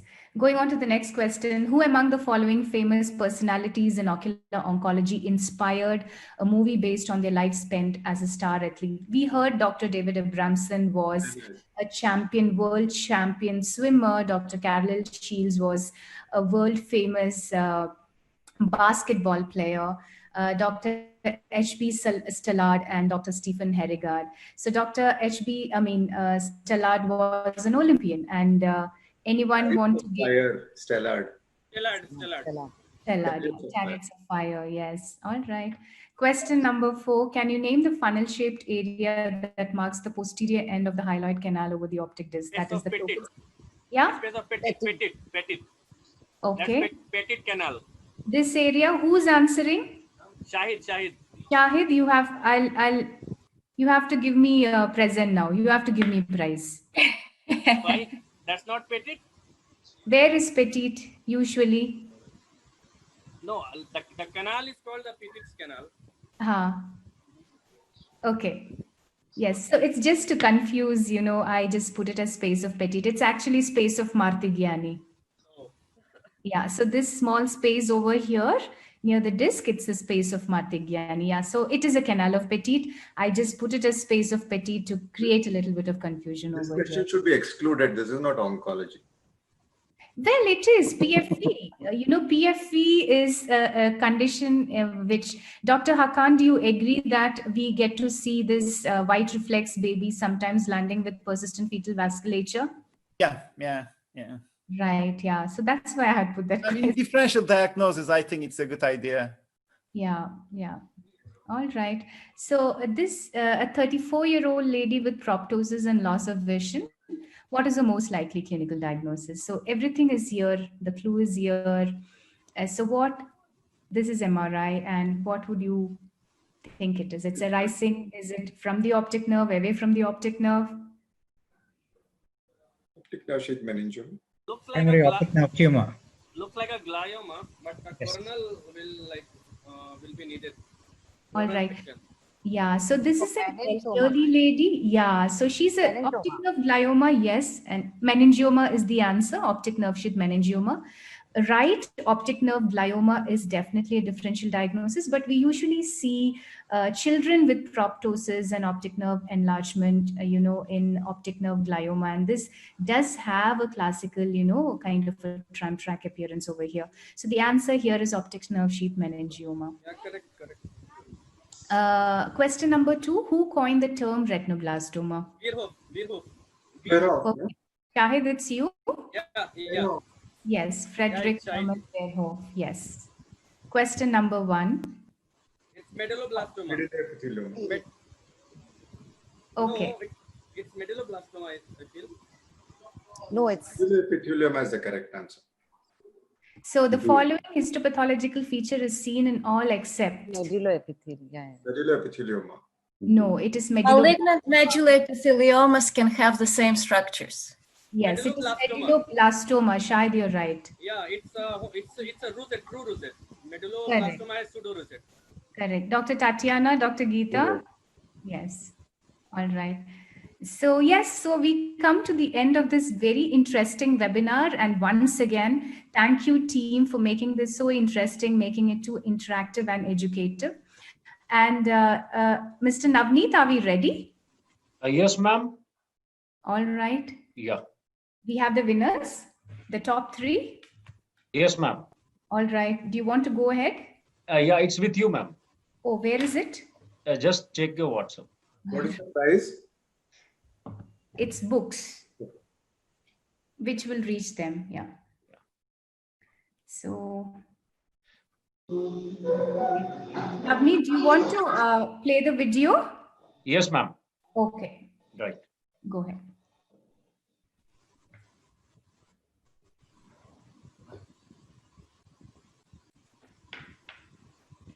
So the winners are with me. Navneet will be showing a commercial video before we go to the announcement. It's IPL season. Is there any match fixing allowed? No, not at all. I believe no one fixed it.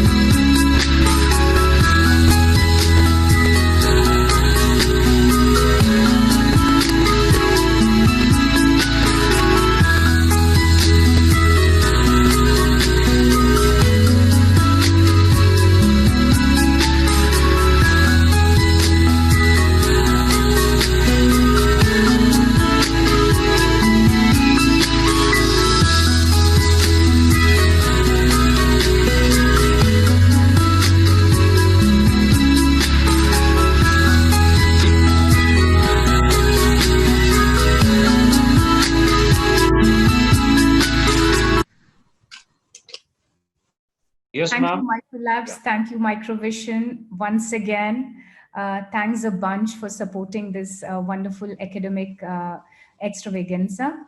And I'm going to announce the winners today. So we have the top 3 winners. I am very, very happy that one of my speaker, who's a resident, is one of the winner here. Congratulations, Dr. Alka Sonkeshri from MGM Hospital. And with a proud mentor over here, Dr. Mihir. I'm sure your training is excellent. You know, the resident has really taken it to a different level, winning this prize over here. So the 3rd prize goes to Dr. Alka Sonkeshri. Alka, can I see you here? Can you come? Can you just put on your video? She was a presenter today. Dr. Alka? There she is. There she is. Congratulations. Thank you, ma'am. Thank you. Very good. All right. So the second winner, the second prize goes to Dr. Mritika Sen. Oh, good. Okay. All right. So she's your fellow, Dr. Santosh. All right. Congratulations. Insider information. Sorry? Insider information. The questions were leaked. Questions were not leaked, but he answered all the questions. I only suspect his help. No way. Trust me, Dr. Ganga, that used to never happen. Yeah, You had to answer the quiz the way it was. So nothing ever happened. It never happens, true. And the first winner, the winner of the Oncopedia, the first Oncopedia 2020 is Dr. Rolika Bansal. Congratulations to the winners. You all did an excellent job. I'm sure there are many people who are very close to you with the points. Right, Navneet? Yes, doctor. It was really difficult for us to calculate because it was we calculated the minute, the fraction of second also.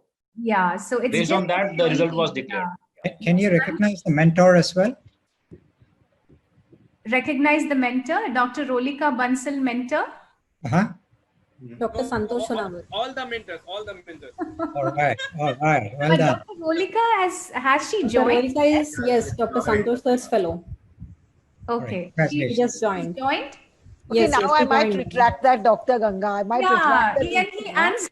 See, there you go. I retract. Things change over fellowships. All right. So, okay. So, congratulations to the winner of Oncopedia 1. Harika couldn't answer, right? Okay. I tried. Right. All right. Okay. So, can we call it a day? And thank you. Thank you so much. Fantastic effort. Keep Yeah. going. Don't to stop. everyone. Thanks. Thank you. Thank you, everybody.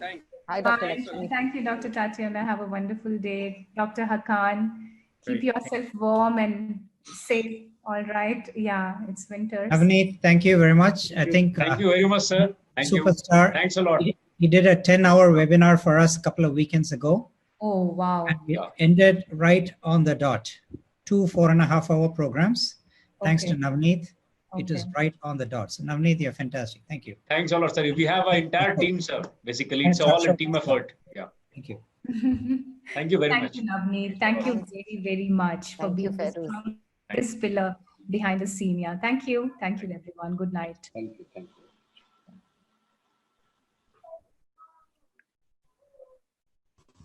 Bye, Hakan. Bye, Santosh. Take care. Bye. You too.